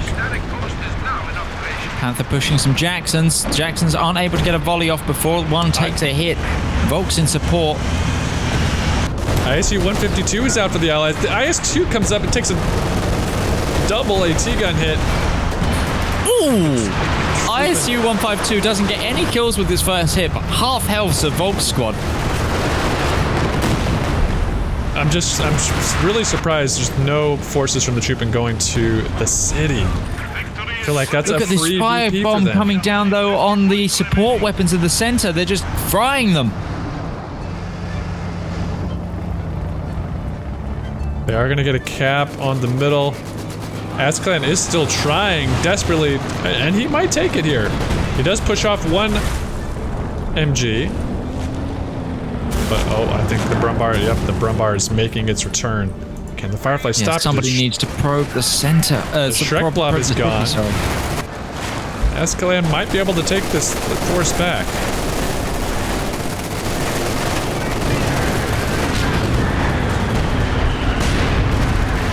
The Rogue Panther probing the lines. Finds a Sherman, takes a shot from a Jackson. BaGGno's gonna be quick to cap the VPs again. Centaur versus Brumbar. Here comes the Firefly. The Truppen are running out of time. Yeah, honestly, I think BaGGno here using Panthers over massively heavy tanks has been a real benefit. They've been able to move their tanks where needed, infiltrate the forest and the center here. Faster moving vehicles. Brumbar goes down, but Ascalon got off the VP and wasn't capping. But it didn't matter because the Truppen didn't have a cap on the middle. Man, that is a tough loss for the Truppen. BaGGno coming up with solid control of the VPs. You gotta hand it to BaGGno. They were on it. If something was decapped, they were immediately countering it, contesting nonstop. That is how you win team games. Man, if the Truppen could see what we saw, they would be all over that city. That city that's probably the weakest I've ever seen a city in land force being held. Less than three throughout most of the game were holding that city. But well played to BaGGno. They did what they had to do. The Brumbar in the forest, very effective. The Stukas, they countered the SimCity attempt very well. And quickly. They shut that down very quick. One thing I will say though, as well, definitely the Truppen aren't out of this yet. BaGGno have always been, I think, stronger on their Axis side, so it could still go either way, especially if this is the map that the Truppen picked. So I'm looking forward to the second game. It was a strong first game, and yeah, if only they could probe that city and see what we saw. But alas, good win on BaGGno's part. Really well played. Absolutely. How are you feeling? Do you need a break, or should we? You know, actually, you know, I got to do breaks because I got to remember. I got to update graphics. Yeah. Well, the graphics for the next game. So, guys, we're gonna take a quick break. I will get the graphics updated. It'll be a short one, guys, less than 5 minutes. We'll see you soon. All right, guys, welcome back. Hope you're having an awesome time. We are in Game 2, the last game of the semifinals. The winner of this matchup is going on to the grand finals to face Gondor Calls for Aid. And right now, the Truppen are in a tough situation. They have lost Game 1 to BaGGno, and now sides have swapped. The Truppen will be Axis. BaGGno will be allies on Leon Forest. Let's take a look at the brackets real quick. Just to give you a show, first matchup today, Gondor has won, moved on to the grand finals. So there will be a third place decider match. The loser of this matchup will go on to play Majors Privates to decide third place. And yeah, you know what? That's all I have to say. Let's jump into the game. I'm going to be starting on top mid with the Truppen. Sorry, on the south. Why do I keep mixing this up? I'm on the south. I'm watching the Axis. On the Axis side. We got infantry company going up. Early tech. We've got an MG42. 2 infantry companies going up. Double Wehrmacht. Double OKW for the Truppen. Pretty standard affair. What is BaGGno up to? So BaGGno have gone 2 USF, 1 Brit, 1 Soviet this time, so there's going to be less available allied heavy tanks. So expect a lot of infantry and maybe trying for an early game victory here. The Soviet player has techs, but we don't have any. We all know we do. One of the USF players has picked Airborne Company, and this is a great map for it, honestly. We got troops heading out to capture the point with an early Stern Pioneer going into the forest. Ascalon will be in the forest again for the Truppen. This time is Axis fighting off some rear echelon. 2 players for the Truppen heading off into the city, which leaves Vida to maybe be in the middle. Looks like he might be going to support the forest, so MG42 heading that way. Interesting to see if a majority of the fights stay into the forest yet again, or if that will change at all. Got a Maxim early out for the Soviets, heading towards the city.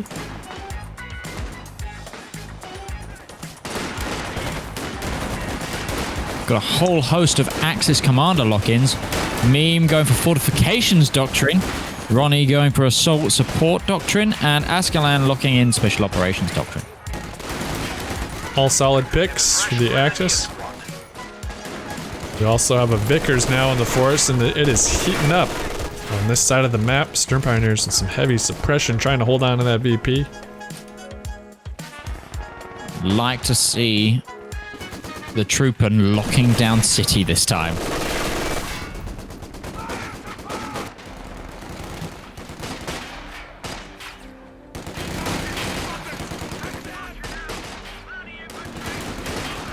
Truppen doing a better job at the early VPs. BaGGno coming in to cap the middle, which is pretty much undefended once Stern Pioneer pushed off. Yeah, I think there needs to be a bit more presence in this center. If BaGGno discover it's completely empty and manage to start putting pressure on the fuel point, that could be really dangerous. Absolutely. Stern Pioneers trying to catch a machine gun, but Tyrone from BaGGno. Nice macro there, got it transitioned just in time to stop that push.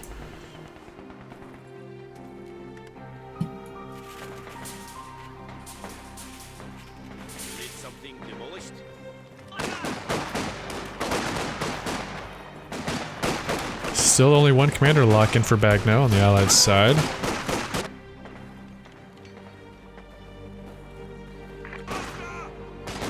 Really gotten quiet. Very small single infantry firefights going on. 3 Sturm Pioneer builds for Ascalon, which is very manpower heavy builds. But he is the forest player, so maybe there's some merit to that idea. I really like Jones's use of the Pathfinders in the forest. I think this is a really good unit for helping to clear out these forest-dwelling Germans. Not up close against Sturm Pioneers, though. Oh no, that's a bad engagement right there.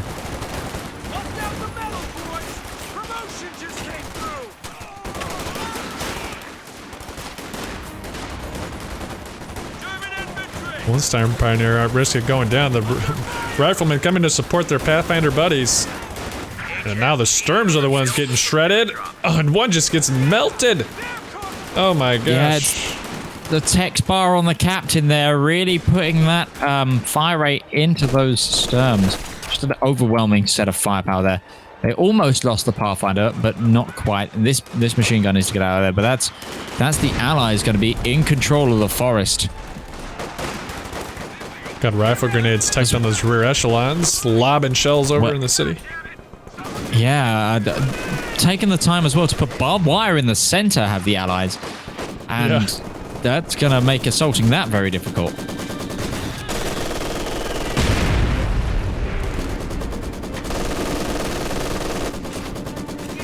.75mm gun ready for action. It looks like BaGGno has won out in the forest and in the middle. Not a lot of fight. We just have these 3 Sturms heading back. Truppen are going to need some more support. They're going to seriously Commander contest. being locked in. We've got Royal Artillery coming in for the Brits, and we've got Urban Assault for the other USF. Just the Soviet player on the Allies left to pick their commander. We've had a full complement locked in for the Axis. I believe the only one we didn't call out before was Jaeger Armor getting locked in for that Elephant Tank Destroyer in the late game. Truppen grabbing the middle VP. Enemy Nothing to threatening stop a them capture at the point. moment. 6-pounder anti-tank gun finished. As well as those aggressive points on the forest side. But the Sturms are attacking from both directions, getting a flank on this machine gun. Nice macro there from Ascalon. What'd you see? Memes infantry pushed up into the Allied side of the map, but are paying the price and in the red cover, just getting shredded by Thur's rifle and captain combination there. Most of them barely getting out of there. Ascalon did manage a decap on the forest, so the Truppen putting pressure on the VPs early. I like to see that.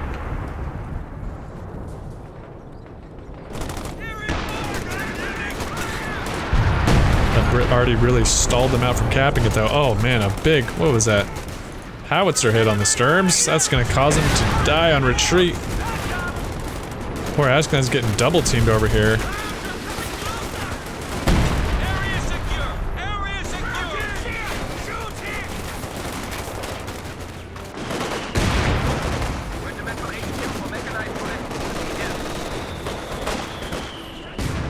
Nice aggressive Grenadier push up here, pushing back a Maxim. Another one's repositioning to target them.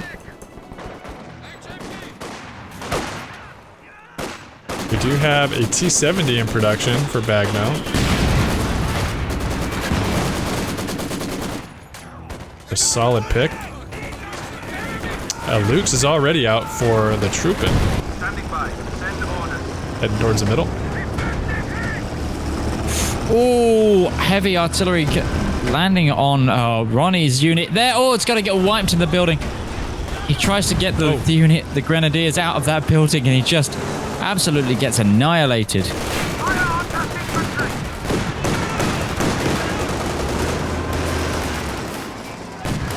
Luke's has got to back up to avoid a snare here. Looks like it's going to get hit.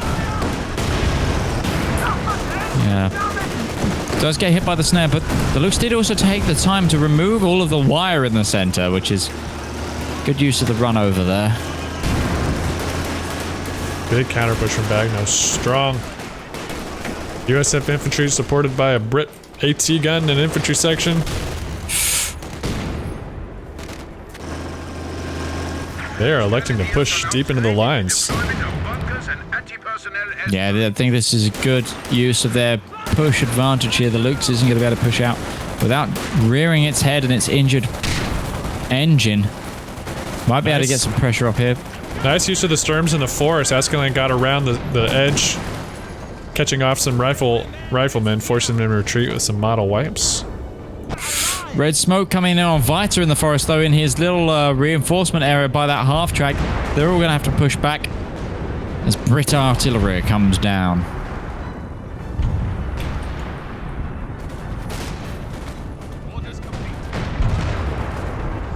T-70 in the city. I don't see anything from the Truppen to stop this, besides the Lukes. Who wins out in a T-70 versus a Lukes? To be honest, I don't know. I think it's close. I think the T-70 does, if it's a fair engagement. I think the Lukes can win, but it has to be a better micro.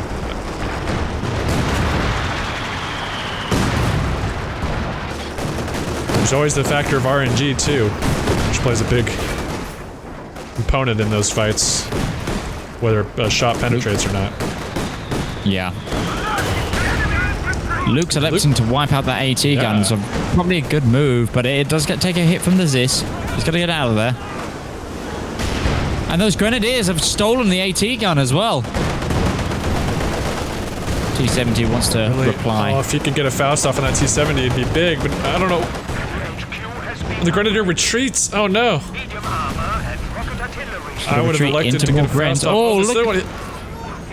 Artillery coming down here. Missed opportunities to snare that T-70. This AT gun's probably going to go down. Good harassment here from the T-70 by BaGGno. Reconnaissance flight set to go. Our opponents are A scrappy fight. Here comes a rifleman throwing a grenade on this MG. Survives. The enemy has killed a machine gun. Oh. It goes down. T-70's still harassing poor Vita here in the forest, and it's full health. Where's the assist? Oh no, the AT gun gets picked up by a three squad, and this is gonna go down. This is a devastating push here by BaGGno, and it's gonna take out this half track too. This T-70 just been uncontested. Yeah. Really good micro of that T-70 as well. All the way to the base, and there's a Stuka! Stuka needs to run away. That's in trouble. That takes a shot. There's a truck, what? Oh my gosh. Supply truck, half track. Finally, a snare goes on the T-70. Somehow, everything there that the Axis had survived. What's this? What's happening? Raketin needs to turn around. Red smoke just popped on the Raketin. What's going on? Meme! Meme! Wake up! Meme, man! Oh no. Oh gosh, he's awake. Oh no.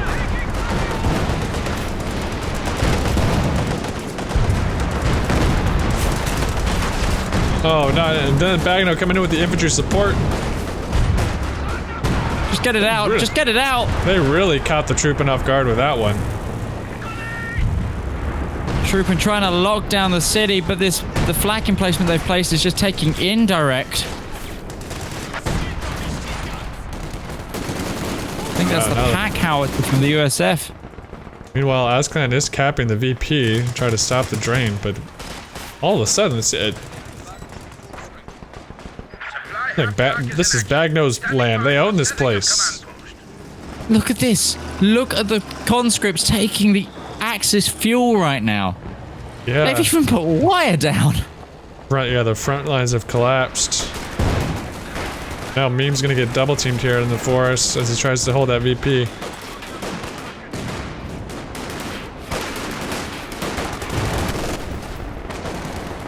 One of our forward structures has been destroyed.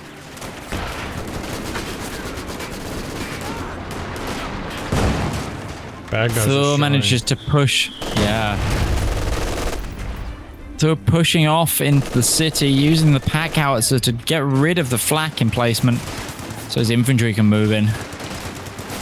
Somehow the Truppen do have 2 VPs though, but this forest is just being overrun with allied infantry. I will say though, BaGGno are really riskily keeping a lot of their infantry in massive blobs. If the Axis can come up with a counter for that, this could easily turn in Truppen's favor.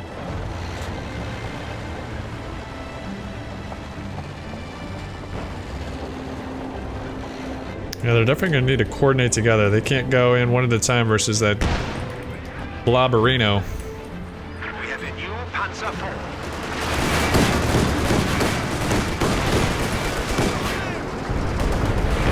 Lux gets marked.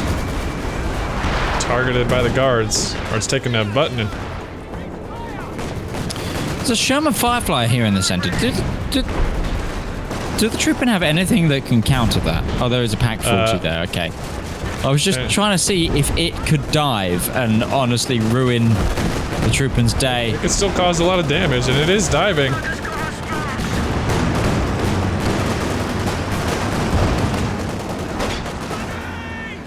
Machine gun crew awaiting orders. Escalan's still gonna keep harassing. There's a Panzer IV out for Ronnie. Trying to put some pressure on the allies there, but it does move back just because there's so much allied infantry just moving around this city and this midpoint. Enemy causing trouble, trying to take one of our points. Looks like Escalan can probably take this right VP. There's only 1 machine gun holding it. It's on the fringe. Our capture point. They're trying to take it.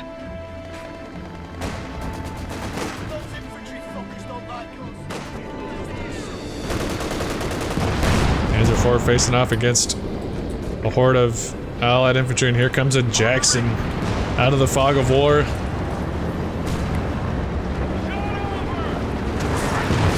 Is it Escalan that has the Stuka? It is. Got 10 kills so far. Into the forest. Yeah. This is a Lux. Lux is gonna have a bad day. Oh, but there is a... Oh no, but the Sherman in... Good snare. Sherman in trouble. Get ousted. Luke's main gun destroyed, but that Raketten's still going to be doing damage right now. Reinforcement troops coming in, though. But there's a machine gun there to suppress them. The Rack lands another shot. Sherman's low. Sherman is really in trouble. There's no infantry to push it. Oh, it looks like it's going to get away. No, yeah, but the infantry are focusing the VP. Massive amounts of infantry combat going in. Interesting to note, the Tyro and the Brit player hasn't even taken 5-side squads. This could still be using mixed. sides 4 troops. Oh, slightly short. No. It almost took out... Oh, and then the Brit Hardy takes out the MG in the Rack. Oh, Asclan just gets devastated. He's only got 1 Volk, a wounded Lux, and a Stuka left after that. Man, yeah, if that Stuka was a little farther. Yeah. That Stuka just needs to be ever so slightly further ahead, and it would have hit the ambulance and all the reinforcing infantry there. Yeah. Been really, really devastating.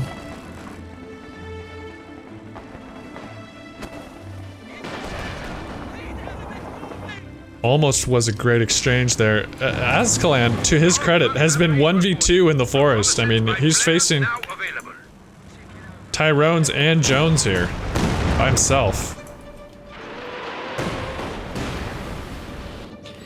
Yeah, but where else does it show that the VPs really haven't been in the Truppen's favor, and they've just not been able to hold on to the city, despite the fact that they're 2v1 was flowing between one.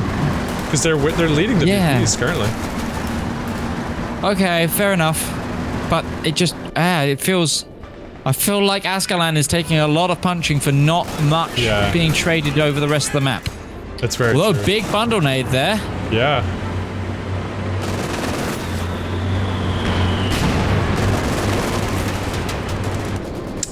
Truppen are capping City VP.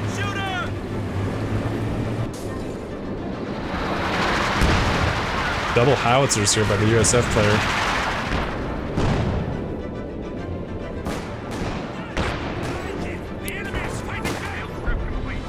Firefly getting really aggressive in the middle. But there's really a weak spot for the front line.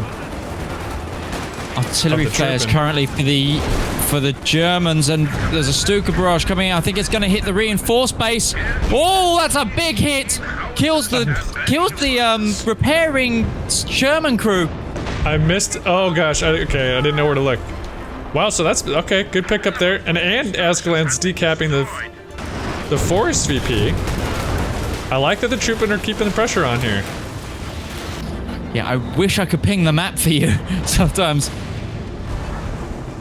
But middle is so soft, and BaGGno's starting to notice. They're harassing it with this T-70 and Firefly.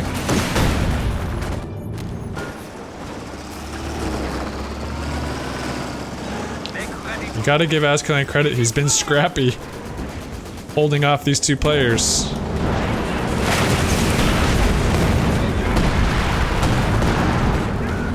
It's a Calliope firing down on the city. Oh, wipes a wreck. We have a Panther in production for the Truppen. Oh, Ryder's gonna lose a vet 3 grenadier to the captain in the forest. That was unfortunate there. Only a trip cap though for the Truppen. Oh, Brumbar takes some big hits.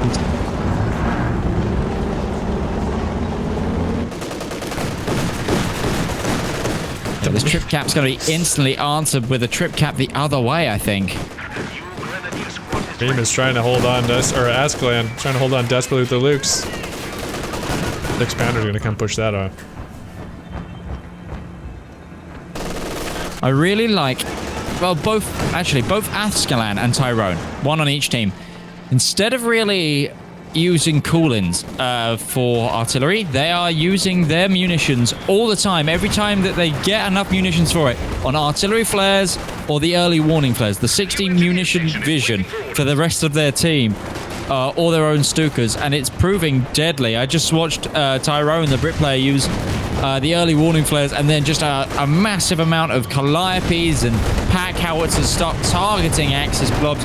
Same for Ascalon. He's just used the early warning flares, probably ready for his Stuka barrage coming in. Panther lands a shot on the T-70. There's a Katyusha emerging, wanting to fire its volley. Stuka firing on, I think, the Brit machine gun and AT gun. Unfortunately, it misses in the forest. But yeah, brilliant use of both players using their recon in this. BaGGno's showing a lot of strength towards the middle of the map. Truppen keeping a firm hold on the city. You can tell. Oh, Firefly's taking some big hits. Panther's gonna push. This will be a great pick up for the Firefly goes Truppen. down. We're on pack 40 in the rear, and there's a Sherman very low, and the Panther's hunting.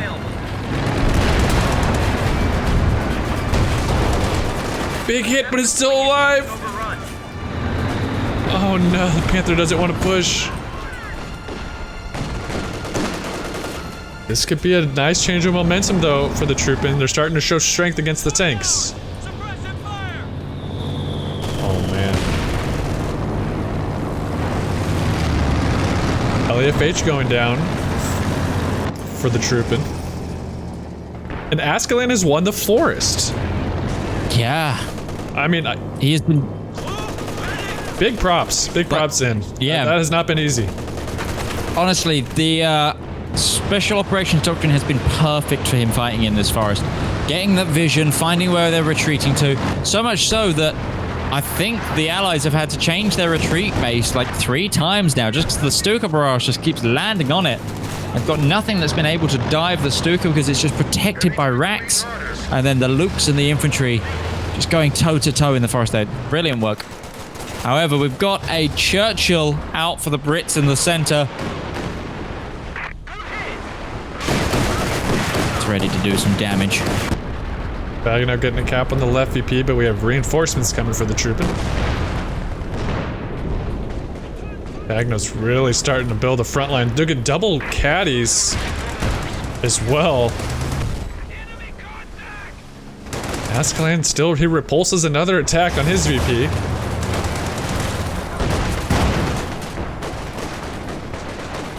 BaGGno's just really wanting to push this hole in the middle.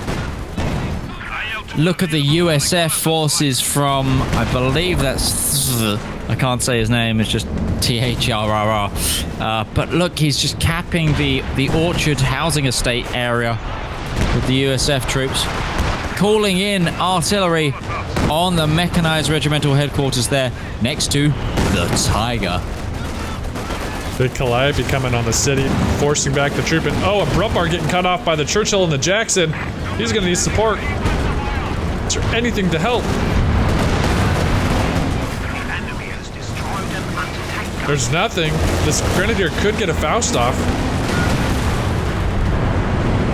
BaGGno. Oh, the other players are focusing other parts of the map right now. There's nothing to support Vita.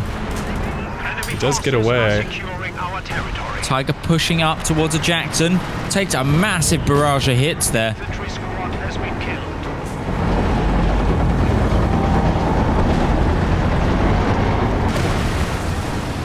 Looks like we're shaping up for some big tank fights. I like to see it entering the late game.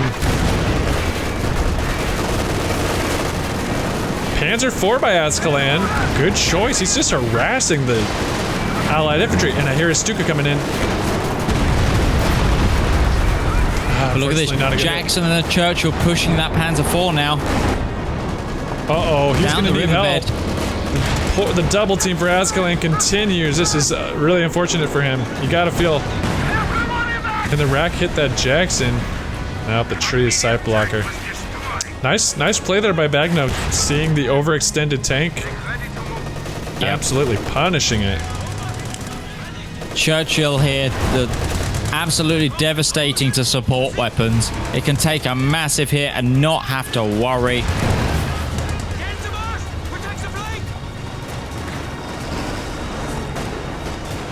Honestly, someone other than Ascalon needs a Stuka or a Panzerwerfer just because of the infantry blob from BaGGno is unreal. Like, look at these USF that have just been seen off in the center.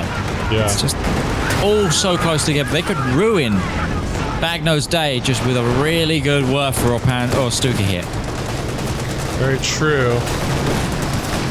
Man, BaGGno is coming in force into the forest. The Lukes goes up from Ascalon. Double racks trying to get up, but that Churchill's already gone.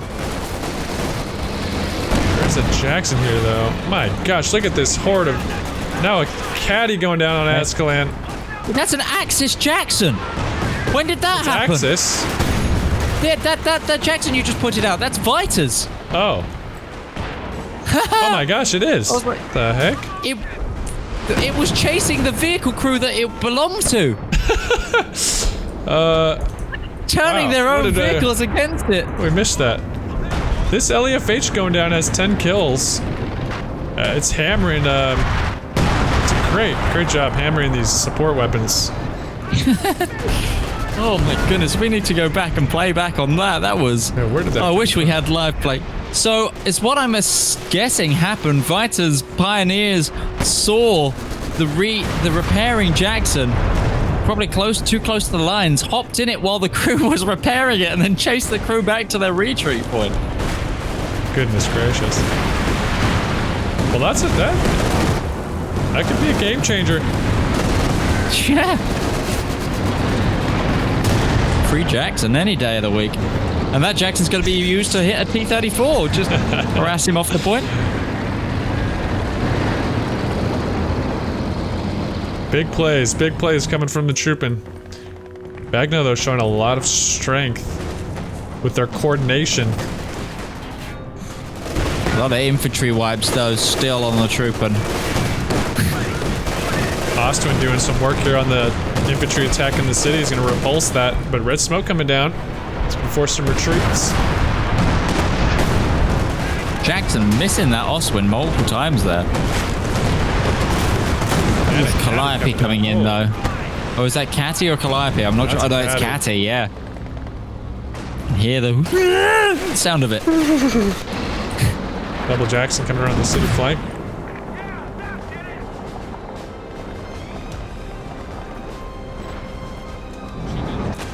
Ascalon still with the fighting spirit, coming to retake the forest. I commend this man. Tiger facing off against double Jacksons.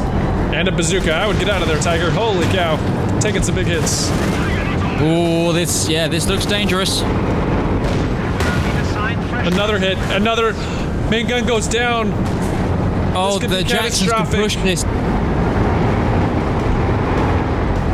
There's nothing to support this. The Jacksons are debating. They're going. Only the Schwer there. They don't have vision and they give up. Oh my goodness. Could pick up the mechanized HQ here though. There's a Panther though coming round onto one of the Jacksons' flank. Also, meanwhile, there's a massive push in the center from 2 Penals and a T-34. Panther gets nailed. Oh yeah. BaGGno, here's their coordination. This is what they're the best at. They capitalize on the action and they send in more on the flank. T-34 misses a point-blank shot on a half-track. It's going for a Jackson. Oh no! Gets the ram. GJ Leanne Forrest is gonna... Oh, the ram kills the T-34, but not the Jackson. Oh, but here comes some guards troops to finish it off. Can anybody support the Jackson? No, but look at these tanks rolling through the center from the bridge. Oh my gosh, BaGGno. Tiger's back though. Red smoke coming in. This is chaos. The lines are broken. The enemy is everywhere. This is P-47s. Axis troops. This is bad for What are you gonna do? Yeah, the Tiger is real at risk here. Oh no! The plane got destroyed again on the Tiger. BaGGno continuing Still in the circle, but it needs to get out. Oswin goes down. This is an excellent coordinated attack. Jackson lands a shot on the Firefly. More P-47s coming in though. Oh no. And the Panther goes down. The Tiger's still alive, but barely. Here comes another Jackson out of the forest. Tiger just went down. Oh. But Jackson went down. The Axis Jackson still fighting strong. Almost kills the Churchill. Can he get the final shot? Don't think so, because his engine is broken, so he can't chase it. Oh my gosh. Overall. Somehow, though. Oh. It's just a minute too late. I don't think the Truppen are out of the fight. Here comes the Elephant. And there was still a lot of Axis armor Allied armor, given up for that push. It's about a toe-to-toe trade. There's some the wounded Tiger is Allied devastating tanks. there. Yeah.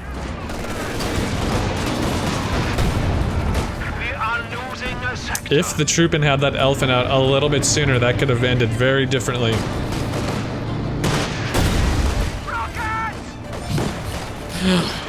I love that Vita's half-track is Vet 3 without getting a single kill, just purely from the damage it's taken.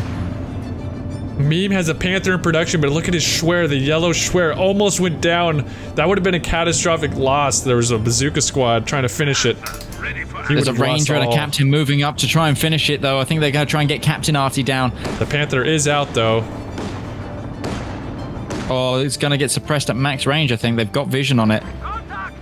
Ascalon's still holding the Forest VP. And the Truppen are still in the lead on VPs, which is kind of incredible. A Stug and an Elephant holding the middle. Schwer is going to go down, I think, here, because Red Captain... Major Smoke. Yeah. There it goes, but it could be rebuilt. This is a bloodbath. Honestly, I cannot wait to see the end game damage on this game. Stuka bomb. Where's he gonna hit?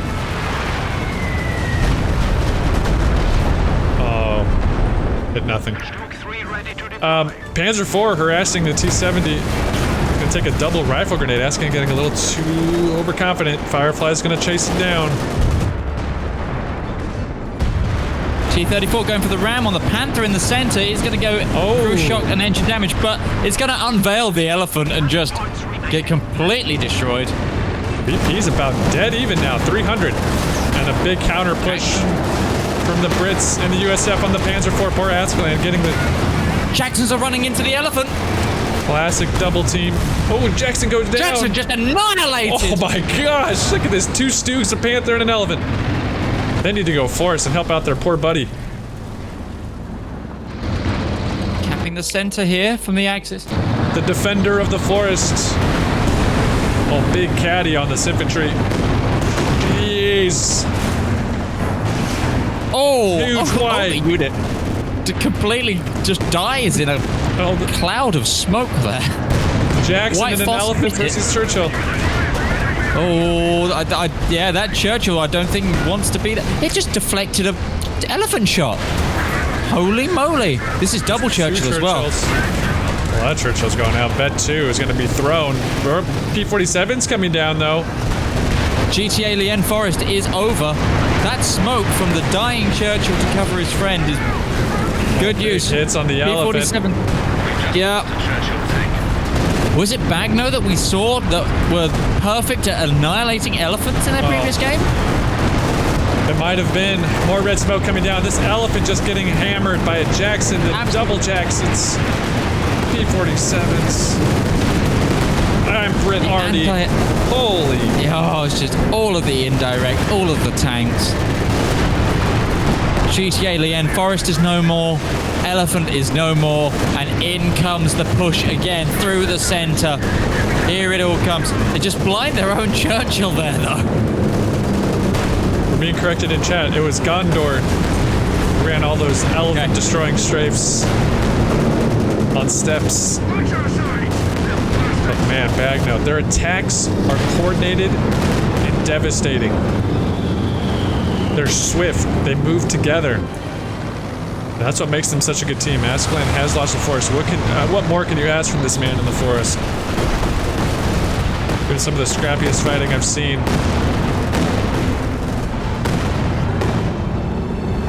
Gotta give it to the Truppen, though. They are still trading, even though they're very much on the back foot right now. One of the Churchill goes up to some Panzerschrecks. Yeah, you know what? Their biggest problem right now is all this infantry. Yeah. They're salvaging the elephant.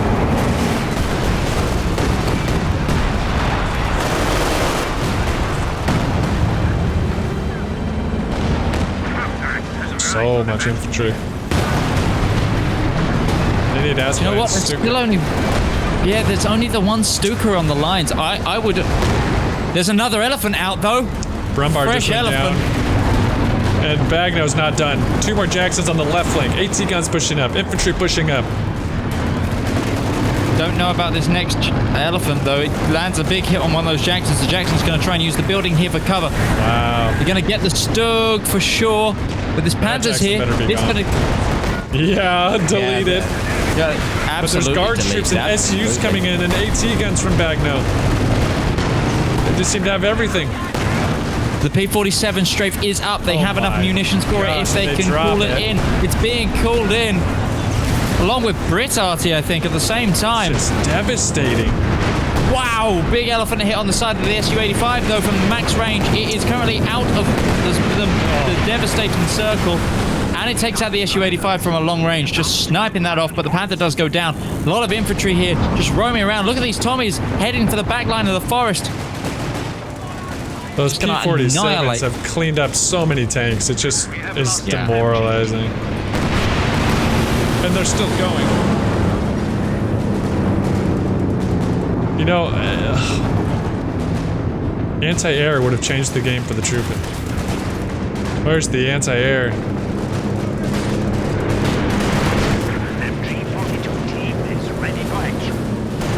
I believe it was destroyed by planes, if I remember correctly.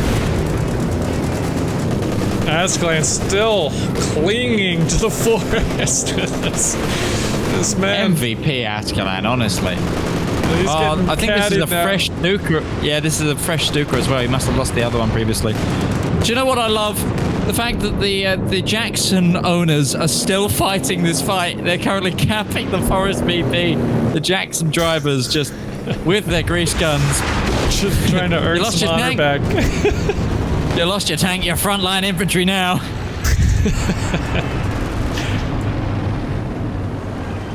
Oh man, but the VPs, I mean, there's still time. I just... Still what can so they much do? time. ML20's going down.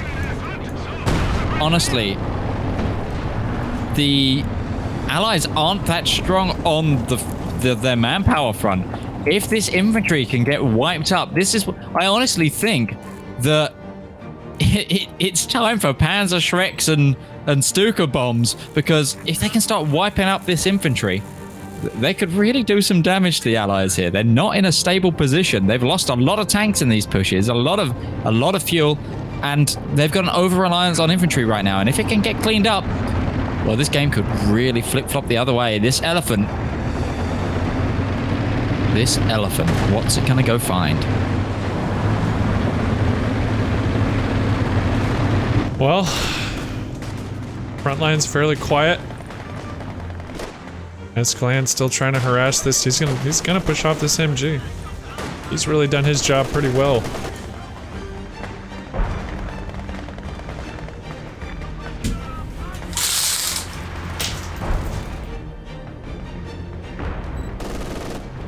Weapon crew lost. He does. Escalant pushes into the forest. I'd love to see a Stuka or a Panzerwerfer from someone else, though. Yeah, it's really needed. Especially with the amount of indirects as well from the Allies. There's a ML20, there's Calliopes, there's Katyushas.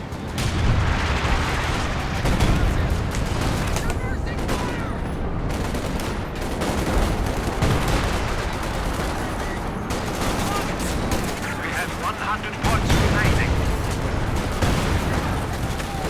100 points now to 300 VPs. Something needs to happen here for the Truppen. Looks like BaGGno is going to be the aggressor yet again. They're ready for another push. It's asking for a lot from the troop, and they're running out of time. Yeah. Look at the map control as well in favor of BaGGno. Those big pushes are just... Here comes the P-47s again, I think. No, that's IL-2 bomb strike. Oh, that's IO2. Yeah, you're right. Doesn't get anything, but Elephant pushing up takes a little chunk out of a Churchill. Well, it's not looking good for the Truppen. I think we might be seeing our third place matchup. Major Bones' privates in the Truppen, unless something short of a miracle. We have only 50 points remaining. I honestly would love to see that matchup, though. Stu just gets deleted by the Jacksons. Our Panzer forces Yeah. have been reduced by 1.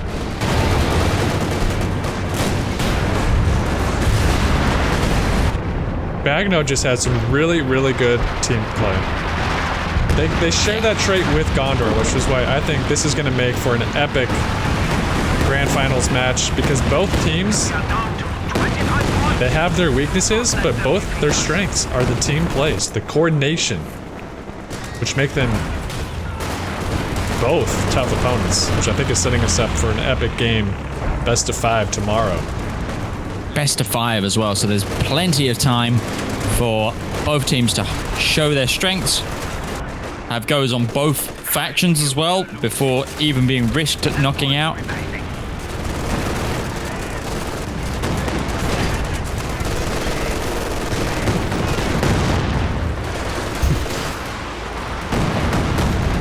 Truppen trying to get a desperate decap. There's just no time here on the middle. Something I would say as well, though, with Gondor, all of their games have been pretty quick. Yeah, So yeah, that's that. So tomorrow in a best of 5, we might see how stamina affects them, because we've seen BaGGno go through the ringer in a lot of games, go right to the end, and still manage their team plays. So if BaGGno can draw it out, we might find weaknesses in Gondor. So tomorrow is going to be a massive matchup. But not to mention the third place matchup now, Truppen versus Major Bones' Privates. That's going to be an interesting game as well. definitely stay tuned. We did just make it through both semifinal games, but now we need to see who is third place, because we got a third place prize on the line. And we just figured out what that matchup's going to be. Major Bones' Privates versus the Truppen. That will be a best of 3 coming up next. After a quick break. That second game, that was solid fighting. I mean, Azkalan played his heart out in the forest against a tough opponent, too. Oh, yeah, for sure. Man, I think the P-47s, those were difference makers for BaGGno. Some anti-air from the Truppen really could have changed that game. They lost elephants, they lost panthers, and a tiger to those strafes. It was just brutal. Absolutely brutal. Well, guys, Yeah. congratulations to BaGGno and Gondor. They'll be moving on to the grand finals.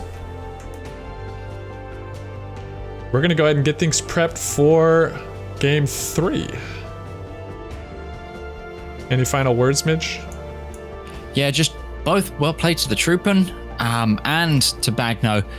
Really good fight in that previous one. It doesn't quite reflect in the damage dealt from the Truppen. I think they did a lot to try and keep that game afloat, and we had some excellent moments in those games. The Truppen gave us some great highlights there. Grand Theft Auto of a Jackson and a massive demo charge in the previous game. I think both times that was Vita. Well done, Vita. Calling you out there for some really special plays. But just BaGGno proved it in their teamwork, proved it in their ability, and tomorrow's game is going to be intense. I want to see everyone in chat there because holy moly, it is going to be a game. But yeah, we got that third place matchup, and it's mods versus mods, isn't it, for your community? And that's gonna put extra pressure on the game. Who's gonna be the best moderator? They're all coming out, so yeah, looking forward to that one too. We got a request to see the stats real quick. So this is what it looks like. We got 20 to 30,000 damage here from most of the players on the Truppen. Azkalan did have the kill lead for the Truppen. 40k damage for BaGGno's THRR. Standout, and then the kills by Hauer. Solid game by both teams. Alright guys, we're going to take a quick break. As we just said, third place decider match coming up next. Tomorrow is going to be the grand finals. Put it in your calendars. Starting at 8 a.m. Pacific Standard, 5 p.m. Central European. Go get some refreshments. We'll be back after this.